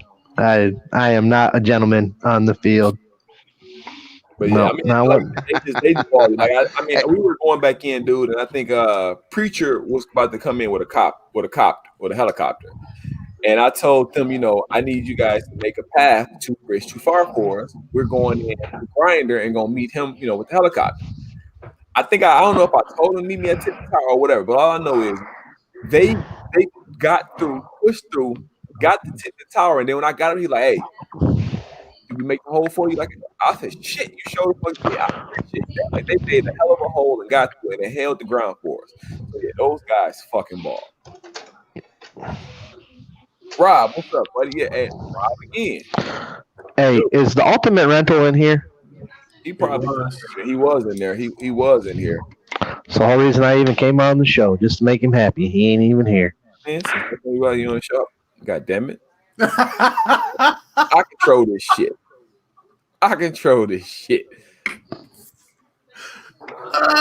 damn it! What's up, it's the only time you can get me out. Hey, look! What? Oh, actually, that's not the case. I have shot you. No, Rob Evans, man, like those guys, SDF and those guys. Man, I got him shooting his sniper, which is a dope shot, by the way.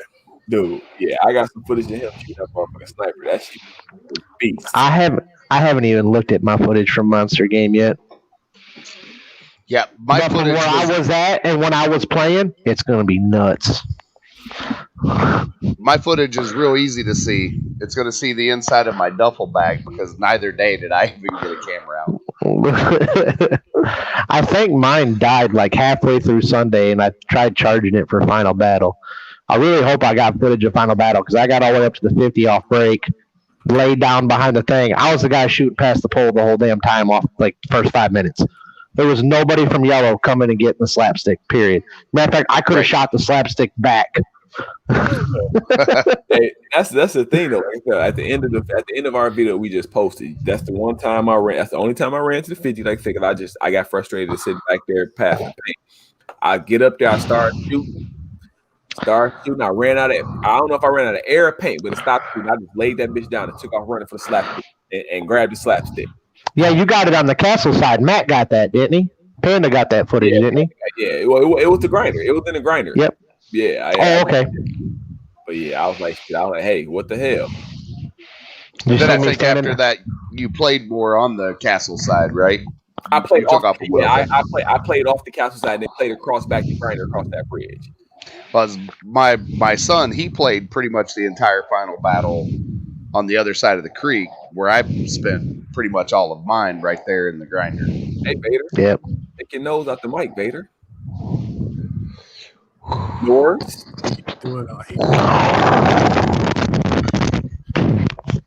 My bad, man. I'm fat. Leave me alone. Yeah, they got this new Twinkie. We got a brand new cookie.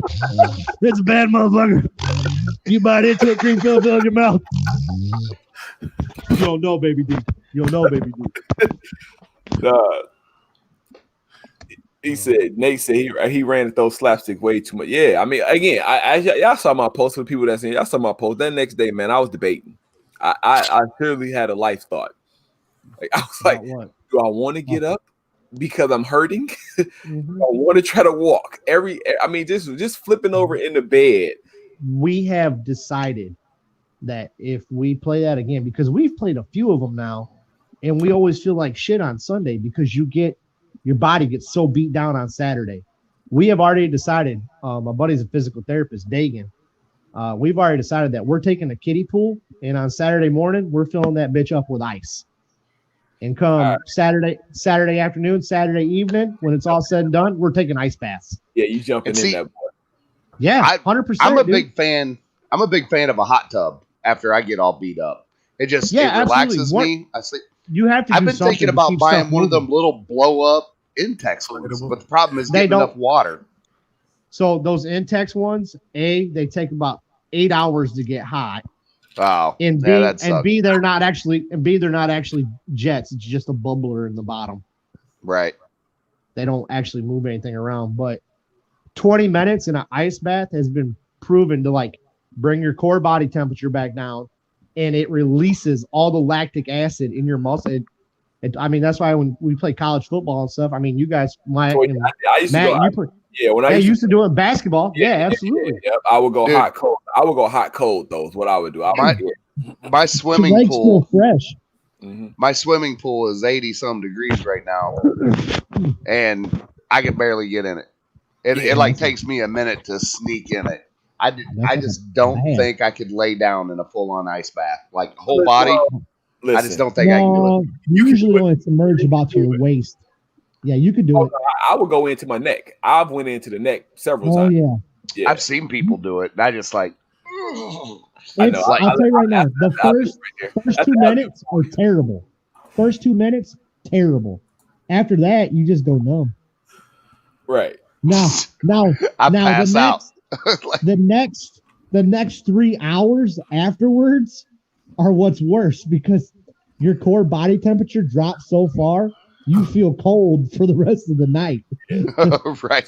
So speaking of that, since we talking about that, what do so everybody that's in the chat, if y'all can, if y'all still here rocking with us, what do you do to recover? You know what I'm saying? What do you do to recover after an event like a Monster Game? Like, what does everybody do to recover? Whiskey in an ice bath. That, little promotional deal, Drugs. but I tell you what, body armors. I love body armors. Definitely love Kobe water. It's Kobe water for us. We call it Kobe water. We definitely love Kobe water. Kobe water. Yeah, we definitely love the Kobe waters. We had a fucking cooler full of Kobe waters this weekend, didn't we? Yeah. Kobe water and regular waters. We had a few Gatorades in there, but yeah, we had a lot of body armors in there. Spence say he took a cold shower at the hotel, so he went straight to the hotel and took a cold shower. Yeah. Body immediately. Well, and after he go back to work. Spear said the same thing. Back to work. Alice say rest and elevation. I mean, again, because that's this game. You don't realize, right? We having fun, but we definitely tearing our bodies up. I mean, not in a bad way. I'm not saying in a bad way. Oh shit. Oh no, mine was in a bad way. I went down from heat exhaustion twice Sunday.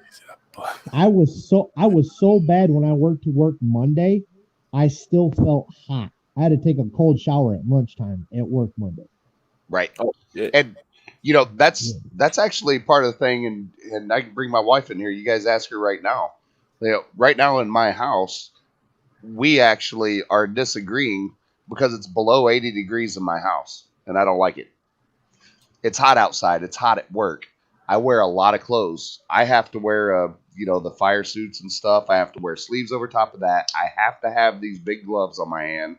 Now I have to wear a damn mask at work. It's hot.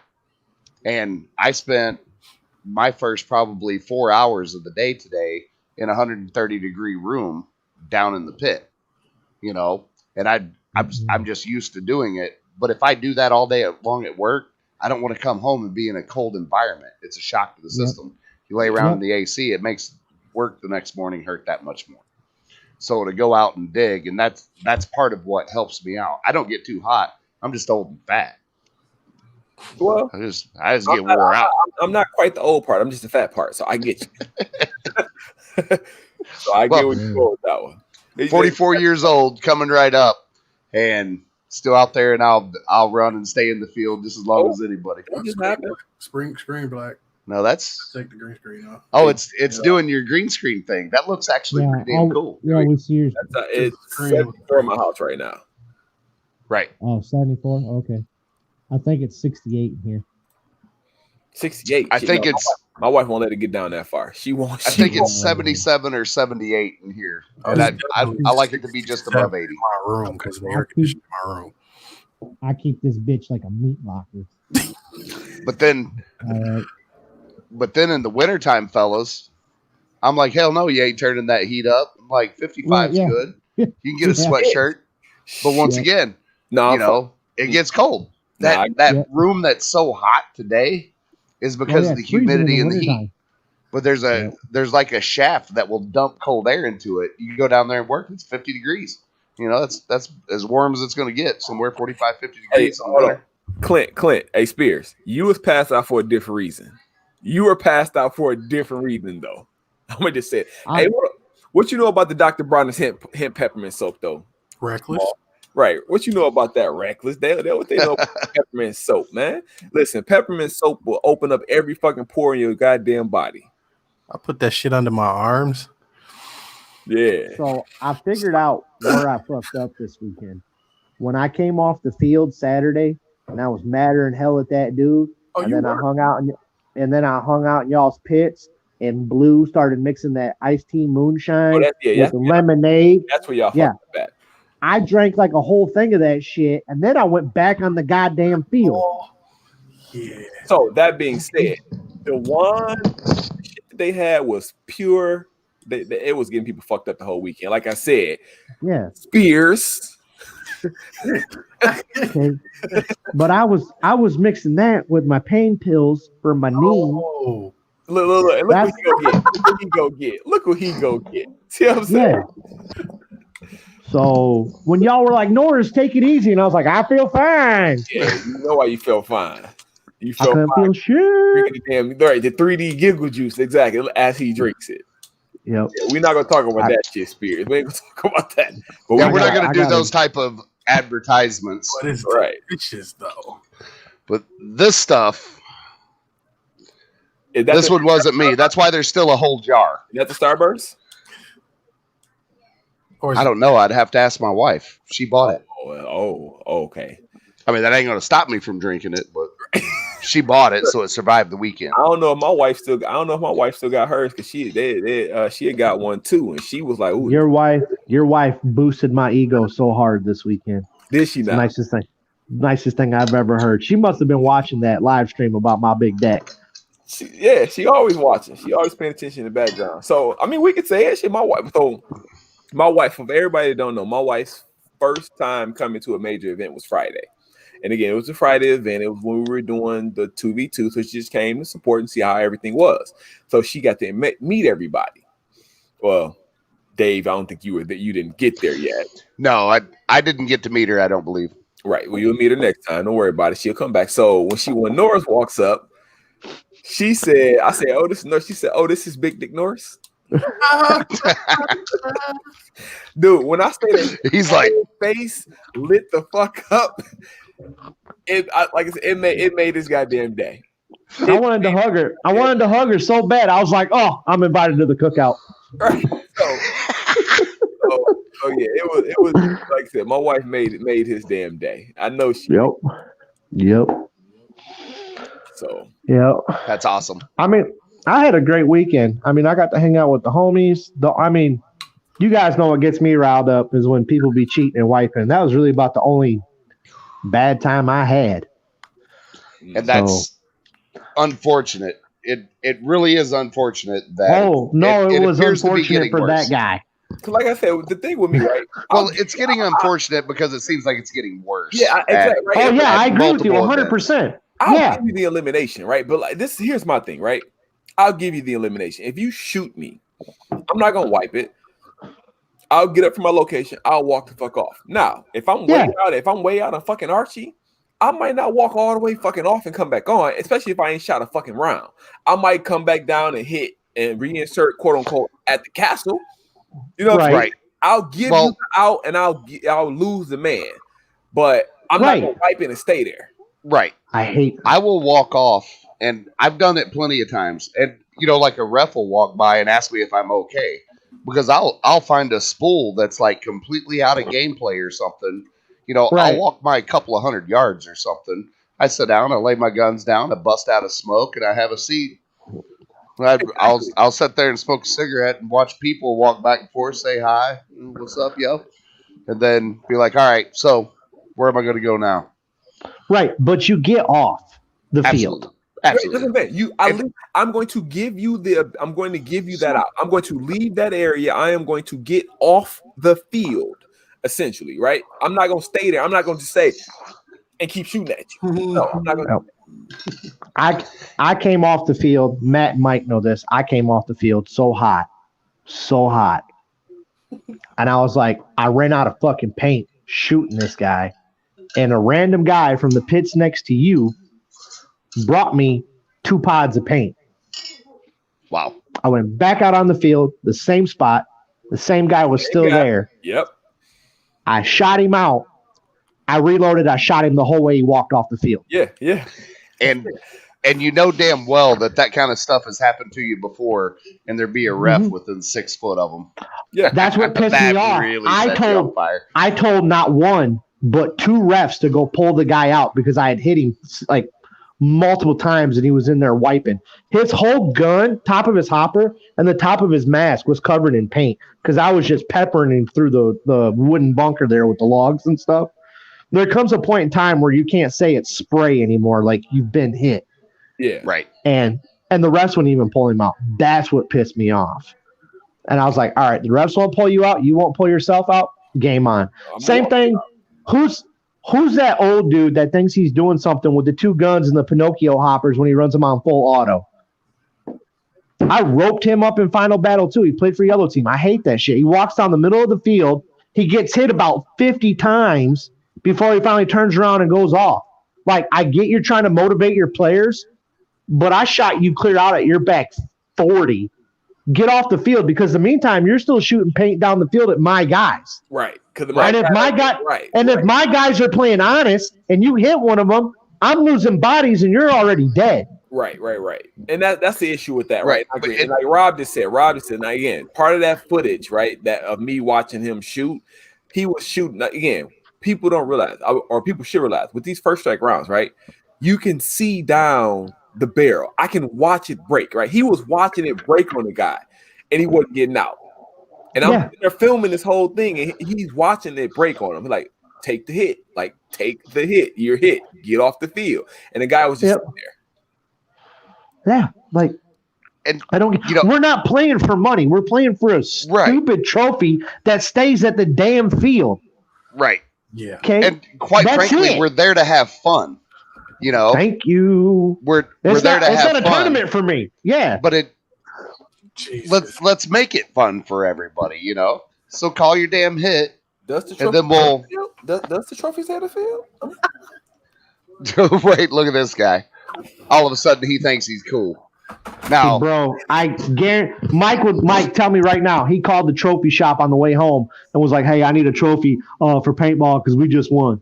No, they gave it to him. Right. Participation award. Well, but the thing that you have to understand, that's my trophy. Oh yeah. I'm allowing him to keep that for now. Because it was me, I'm gonna tell you right my now, team, and all of my friends, and it was all of our team that won that. They definitely did. Listen, that's the first thing I will say. That is the first thing I will say. If it wasn't for that guy and a lot of other those guys and gals, that thing wouldn't be here.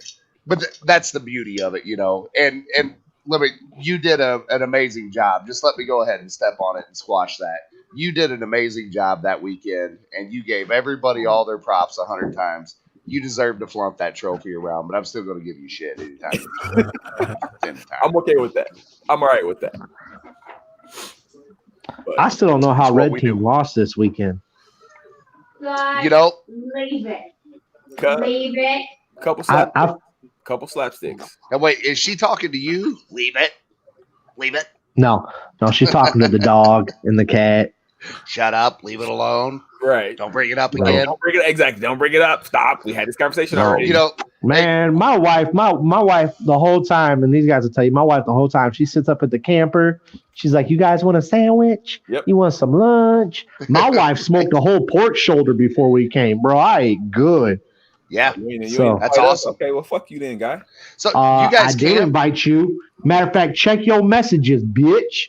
Yeah, go back to your Facebook. See if I didn't send you a picture. Oh, yeah. Oh, what now? Bitches, though. I'm gonna say that right. Yeah, that's what I like this guy. Thank you. I like this guy. Hold on, let me see. I don't think he sent me now. He said only thing you said was come cool off. That's all you said, motherfucker. Scroll. He said, I know for a fact I sent a picture of the pulled pork to you and Blue. You might send it to Blue. You didn't send it to me. I got facts on I that. did send it to you. Yo, You just didn't. Whoa. You got bad service. You must have T-Mobile. Whoa. Ooh, where were you camped at? He was so you know where my camp spot is? Where y'all were. They were right. They were when you first come in the camp spot to the left. I'm in the corner. We're always in the corner. Campsite 3. Okay. All right. We bring a big ass 30-foot camper. We back it right there in the fucking corner. Right on. So, but we were staged at the bottom of the hill over by the tournament field. Yeah, y'all stayed right Okay. across from the VIP area, right? Well, Yep. Back. I'm the idiot that drove the bread truck. Oh, okay. Yeah.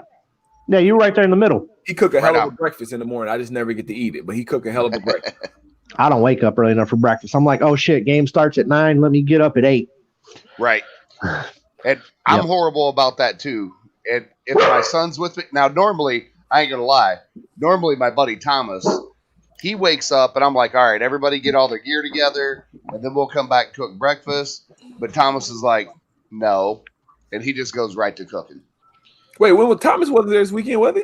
No, he wasn't. I did all okay. the cooking this weekend Okay, because he wasn't there. Thomas normally does his part and I do mine, but I'm the biscuits and gravy guy. I like me some damn biscuits. Don't worry about it. If you cooking breakfast this event, I ain't missing breakfast this time. Man. I'm there. God damn, why did I not know it was biscuits and gravy? I'll wake up for biscuits and gravy. Yeah. Carl Fosty come over and sit down. Yeah, There's been a couple of Legionnaires come eat breakfast with us in the morning. I'm gonna be there. Don't worry about it. My campsite is across from him. Quit. Don't spread the word too far. I don't want to have to cook a 5-gallon bucket of gravy. That's true. What's wrong with a 5-gallon bucket of gravy? There ain't nothing I just wrong come by. with it. Thank you. Just dip your Except for I biscuit gotta in. cook it. Remember the Put time it out. constraints we were Hey. talking about? You started at midnight. It'll be warm. Right. Right. Spence say, "Where's his invite?" See, everybody get in. We didn't let the cat out the bag now. So we didn't let the cat out the bag nowadays. So I know. Spence, you were camped It's right gonna next get to ugly me. now. Come on over.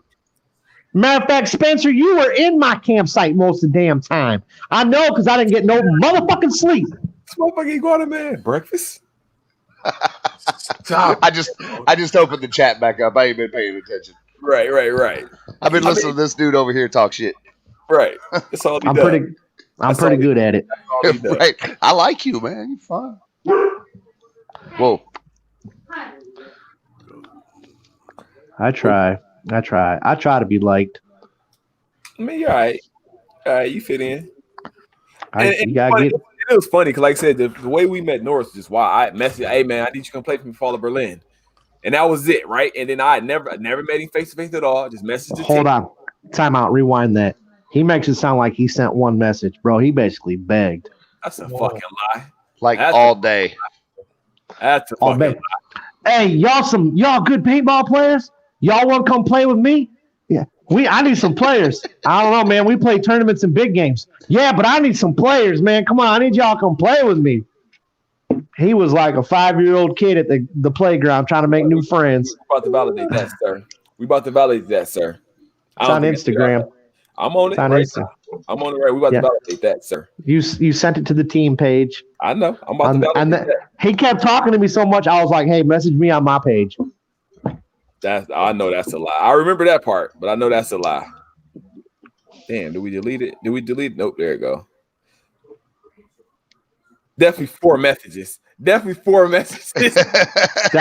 Are you That's planning four? to try this year? That's a four. lot. That's like a desperate Tinder date right there. No. I was just getting ready to say that's all it takes for Tinder. It says, Yeah. "Hey, are you playing any travel games this year? Planning on it? Will you be playing White River Fall of Berlin? Not sure. You mostly play tournaments. Message me on my page." That was all it was. That was all. Now go to my page. What do you want to tell I you? gotta switch out of there. I gotta switch out of that profile. But no, I don't know what was said on that one. Continue with your story. Yeah, okay. Hey, you know what? There's a topic I'd like to hit if you guys don't mind. Go for it. We open Because time. social media and paintball. I still have just my one single social media. Okay. And I feel like there's sometimes after I've played 2 or maybe 3 weekends in a row and asked Dwan about that because Dwan dragged my ass all over the country. But after playing a couple 3 weekends in a row, then all of a sudden, maybe you get home and you're just like, man, why is Facebook nothing but paintball on here? Yep. You know, okay, it's paintball and politics. And like, I kick everybody off with politic bullshit. Yep. So now it's all just paintball. And I'm like, man, do I have any friends outside of that don't, you know? I do not. Listen, I'm the same way. My social media timeline has like, I don't have any, like, all of my quote friends that were friends once upon a time, they don't, personal moment, they don't fuck with me, right? I do stuff that they don't do, right? I am lame to my type, right? To my friends. I'm lame to them, right? I don't do what they do.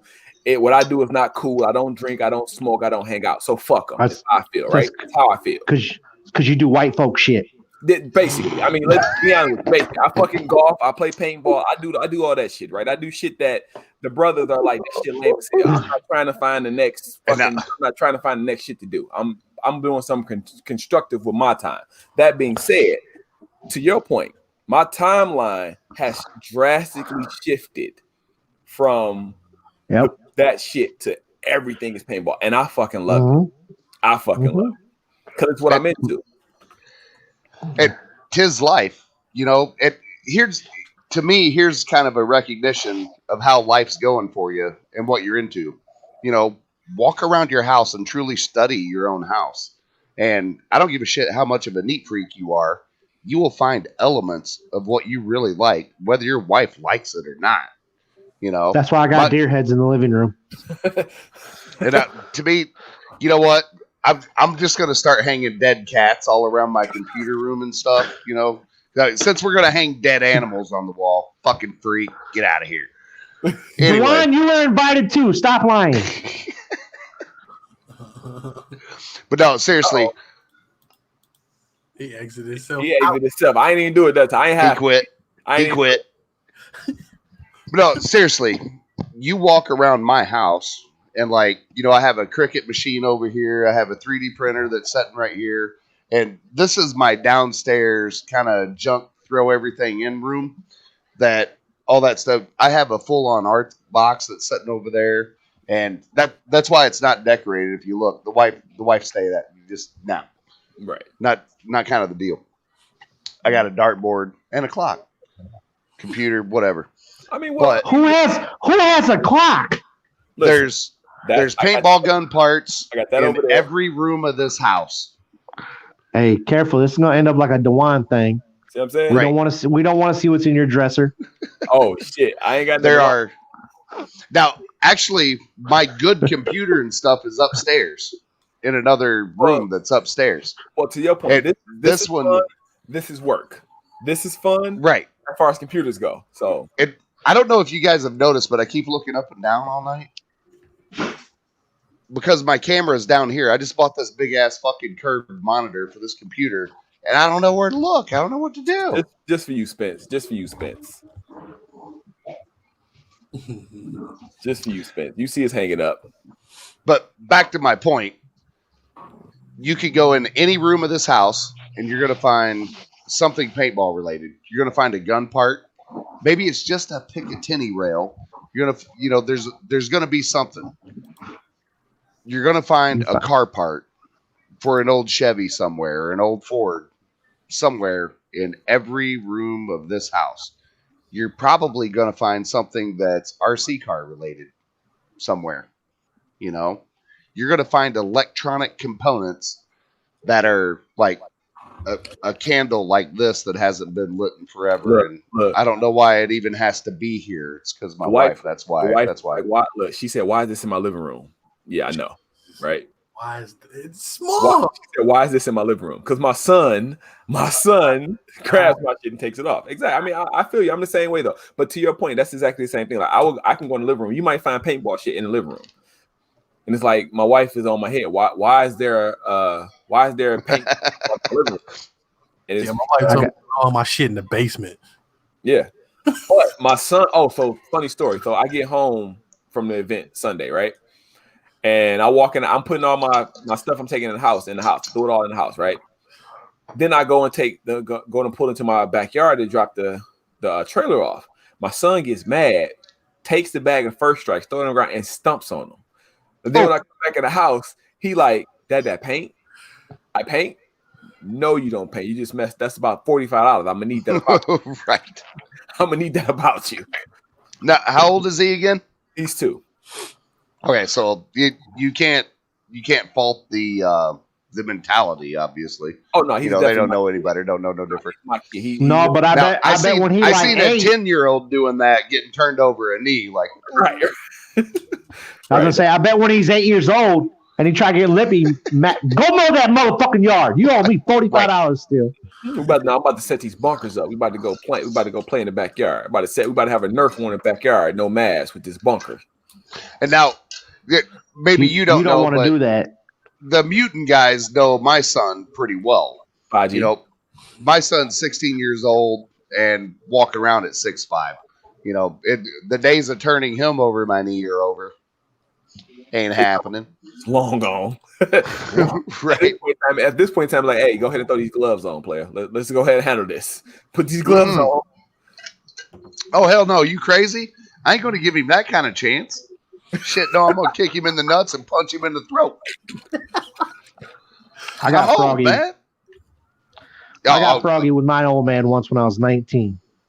Mind you, my father's a Vietnam vet, Desert Storm, and did 4 tours in Iraq. I was 19 years old, fresh home from college football. I was big, jacked, yoked. Was pissed off, headed out the house. Dad tried to stop me, and I swung at him. He threw me through a fiberglass garage door. Yeah, you thought about it. You tried it too. And then he made me pay for the garage door. Right. Because that's the way it used to work. It's unfortunate the turn.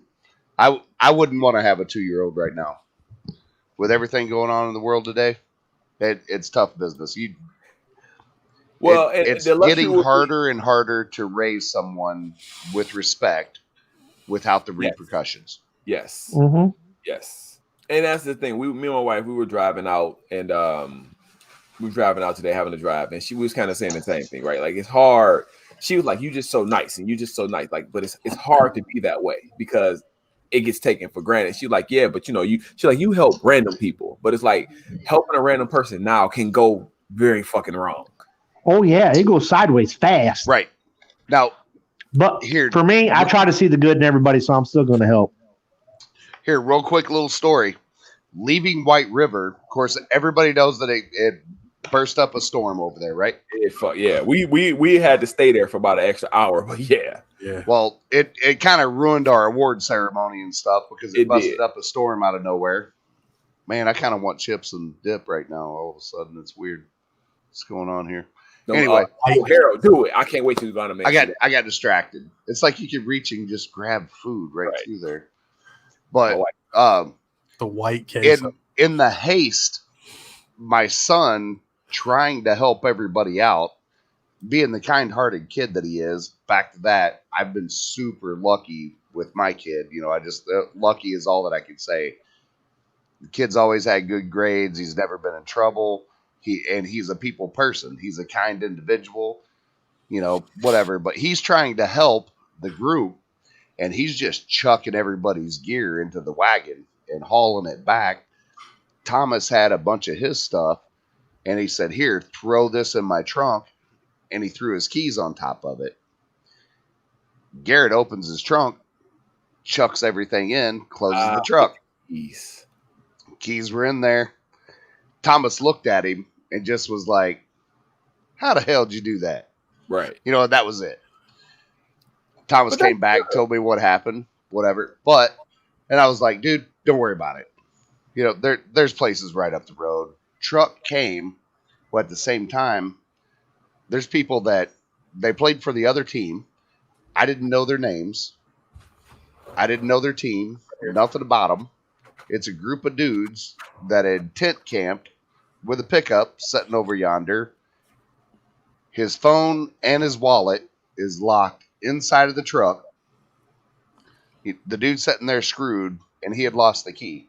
He knew that there was another key inside the truck, but he had to get in there. The guy had no cash, no money. It cost me $20 because I already called a guy to come out and unlock Thomas's car. He said that he would do that one for cash. And the guy's like, "I don't have any money." And I'm like, you know what? I got a 20 on you. That's what we call karma. One of these days, I'm going to command a game. That guy's going to remember me. He's going to come play. Yep. Or one of these days, whenever I'm stuck and in a bad situation, I hope one of you dudes come bails me out. No question. No question. I have multiple times in life been broke as a joke where I didn't have a $20 bill. I have literally looked at my last $20 bill and had to make the decision of, am I going to buy food for my kids for the weekend, or am I going to put gas in the car so that I can go pick them up? So I'm screwed either way. I have been in that kind of situation not even that long ago. You know, I understand what it's like to be broke. I understand what it's, you know, I'm fortunate now, you know, whatever. Right. But I understand. I'm broke. I'm broke because, well, according to my wife, I'm broke. Right. You'll always be broke. According to any woman, we'll always be broke. Always. But I will say, whenever I brought up the idea of buying that battle wagon, because we went and looked at campers, and I'm kind of filling him in. He doesn't know me so well. We were looking at different campers and stuff, and my wife was like, "Yeah, it's really cool. I like this and I like that." You know, but she's watched me build bathrooms and stuff before, and she was kind of like, I thought you just wanted like an oversized pickup. And I'm like, well, yeah, sounds cool, you know? And the idea of a bread truck came up. It was literally a year ago talking to William Crook and Dwan. And Dwan was like, hey, I got a guy. So I told my wife, I was like, you know what? I'm going to buy a bread truck. And we're basically going to use it as a giant pickup truck for a little while and then figure something out later. And she was on board. She bought it. She paid for it. So I used to race Pro-Am National Motocross Quads. And I've seen more box trucks and bread trucks converted into camper tow haulers than you can shake a stick at. Absolutely. And some of them are pretty sweet. Yeah. And you can build them on the low if you know what you're doing and you do it right. So and I'm slowly working at it, but my problem isn't money. My problem is that I work too much. You know. Yep. It's always that balance. And my son plays a lot of sports, so I'm always traveling with him, going everywhere. These fools dragging me around all these damn paintball games. There's no time. And I hate the cold. So I ain't going out there working on that shit in the wintertime. Right. But, however, this year I did get insulation put in it and stuff. We're working on that. So I'll be willing to turn on a heater and go hang out there and work on it this winter. Be a good place to get away from the wife, you know. Yeah, we haven't gotten there yet. The most we did now recently, like I said, we just all as a team purchased the trailer to pull our shit in. Nice. But that's a big step. Yeah. That's a big step. Yeah. You guys have multiple vehicles to be able to drag that around and stuff. And hauling lots of paint and, you know, lots of gear and stuff. We got 2 tents, chairs, tables, you know, we got all this shit that we, you know, take and we stayed out all that shit take up a lot of space in the damn, you know, my Tahoe and Brian's van, you know, we had an RV for a while, you know, it just didn't work out for everybody. So it's like, yeah, we just like, fuck it, you know what? Buy this goddamn trailer, throw everything there, and leave the shit in there. Well, and once again, that we didn't feel like the RV was going to work out because I didn't want to tow behind trailer. Now listen, and not getting personal about stuff or anything. My wife's been telling me to take my ass to the dealership and buy a truck for a while. And so what are you waiting on? I don't want to. You got the approval. You got the approval of the banker. Well, yeah, no shit. Go buy a fucking truck. Because I know whenever I go down there and buy a truck, her car's like a couple of years old now. She changes cars like underwear. It's ridiculous. It's nice to know your wife changes her underwear a lot. That's good. See, it is cool. It is cool. Congratulations on that.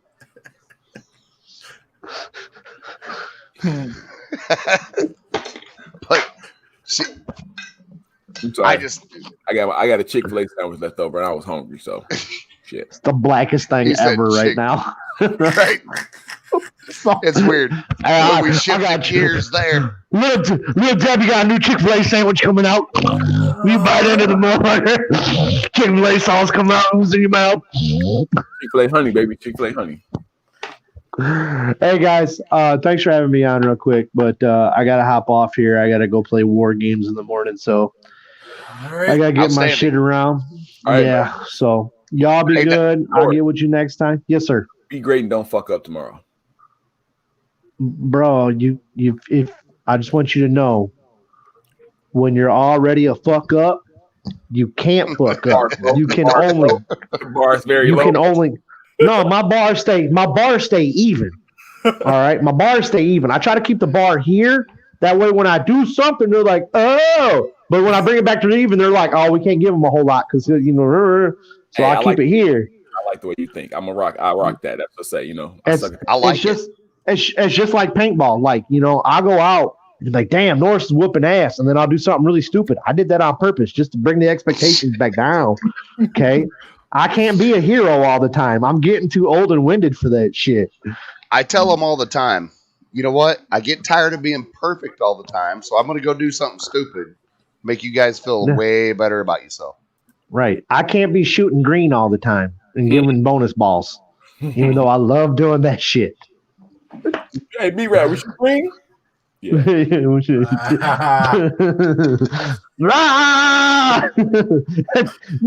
didn't even realize it until Mike pointed that out at the end of the video. Pop, pop, pop, pop, pop. Yeah. Pop. Well, with that, we probably gonna end it up anyway. Like Norris, before we go though, somebody Rob did ask, where you playing? It's related to the Air Force, right? Yeah. I'm stationed right in Battle Creek. I work full time for the Michigan Air National Guard. Yep. So it's my war game. It's my war weekend, but I work out there full time every day. So I play Air Force every day. So, but I still got to do my 1 weekend a month. There you go. So, all right. So I don't know what it is that's going on with the chat over here, because every time I try to reply to somebody that's in the chat, then that whole window just goes stupid and shuts down on me. But I'm going to reply to my man, Joshua Goya Rodriguez, because we had a blast camping together and stuff. So I want to give a shout out to him and all of his buddies that was out there. And now I'm getting a weird echo. Echo. Yeah, it's because of this window that keeps going stupid. Okay. But anyway, Josh is dope. Like I said, that's who I ran with. He had the shield, and I ran behind him in the video. That's Josh. Apex Predators. Yep. Ballers. Yep. They were a lot of fun. And that other group that he was camping with, I want to give a shout out to them. Band of Misfits. They were a ton of fun to play with. We camped together. We shared stuff out of our camps. If you go camping, you always forget something. Somebody forgot salt. So there's flat. He had bought a brand new grill, and he had a couple of issues with it. I just so happened to have the parts that he needed to make it work. I had messed around and bought the wrong parts for my crap and wasn't going to be able to use it, and it was exactly what it needed. Match made in heaven. Right there. Back to the karma thing, That's the thing, too, though. That's paintball. That is the paintball community. And the dude gave me steak. Oh, well, shit, you won. Shit, I'll be up there next event, because y'all have fun in it. Hey, bro. You don't walk around with one of these without some steak. You were invited. We still got to have that conversation, so. It ain't a conversation. It ain't even an argument. You were invited. I didn't get an invite. Right, exactly. Mike, you were gone. I still could have got the invite. Look, in my heart and in your heart, you are always invited, and you know this. Right. Okay. I hear you, but we had a conversation. Okay. They were there. There you go. They were there, and you didn't. Oh. Everybody that rock with my God. I want to say thank you. We appreciate it. Love everybody in the paintball community. Everybody that's in here. I hope y'all trip and stub your toes. Our next game is going to be at Go. All of them. All of them, though. Hey man. All right, Ghost Recon. Everybody, get up there. Try to come to the MagFed game. Ghost Recon. Coming right up. Look it up. Join Blue Team. I hope you green for Ghost Recon. Oh, We got to put this cartel in their place. Yeah. Put them. Yeah. Let's go and take them off. Let's wipe them off the map. I won't be there again, so I expect to hear another big Norris. Before we go, one more question. Have you guys ever considered doing porn? Yes. You just went another direction, bro. A whole other direction. But you know what? What now? Here, let me get close in here. I want you to see my eyes. Nah. Nah. But I don't want to see that shit. But doing what? What you got for us? No, have you guys ever thought of doing mercenaries? Would that be fun to go to a place like White River and play the mercenary? We talked about it. Nobody. We want to, but nobody's ever asked us. Yeah. Let's get a plan together. Let's get our tight knit groups together and do it. Because I want to do it. I've never done it. So let's start getting some of these dudes talking about us a little bit and actually go out and do that. Well, I don't know about talking about us, so we gonna ride y'all coattail on that one because somebody, we suck at. I suck at paintball, so you get it going. We ride your coattails, but we'll come out there and shoot. How about that? Maybe.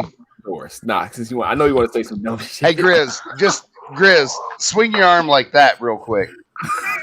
Just swing your arm like that. At least give me the illusion that you're going to slap him. I'm on the wrong cube. I can't do it. You got to hold the chin up. Right. All right, guys. It's been great. Talk about David. Let's think about it. Let me know what you find out. We'll do it. Yeah, because we've been talking. Peace out, guys. I would like to actually do it. All right, Norris. All right. Like I said, everybody in the chat, love you. I appreciate it. Thank you. We'll be here next week. Yep, next week.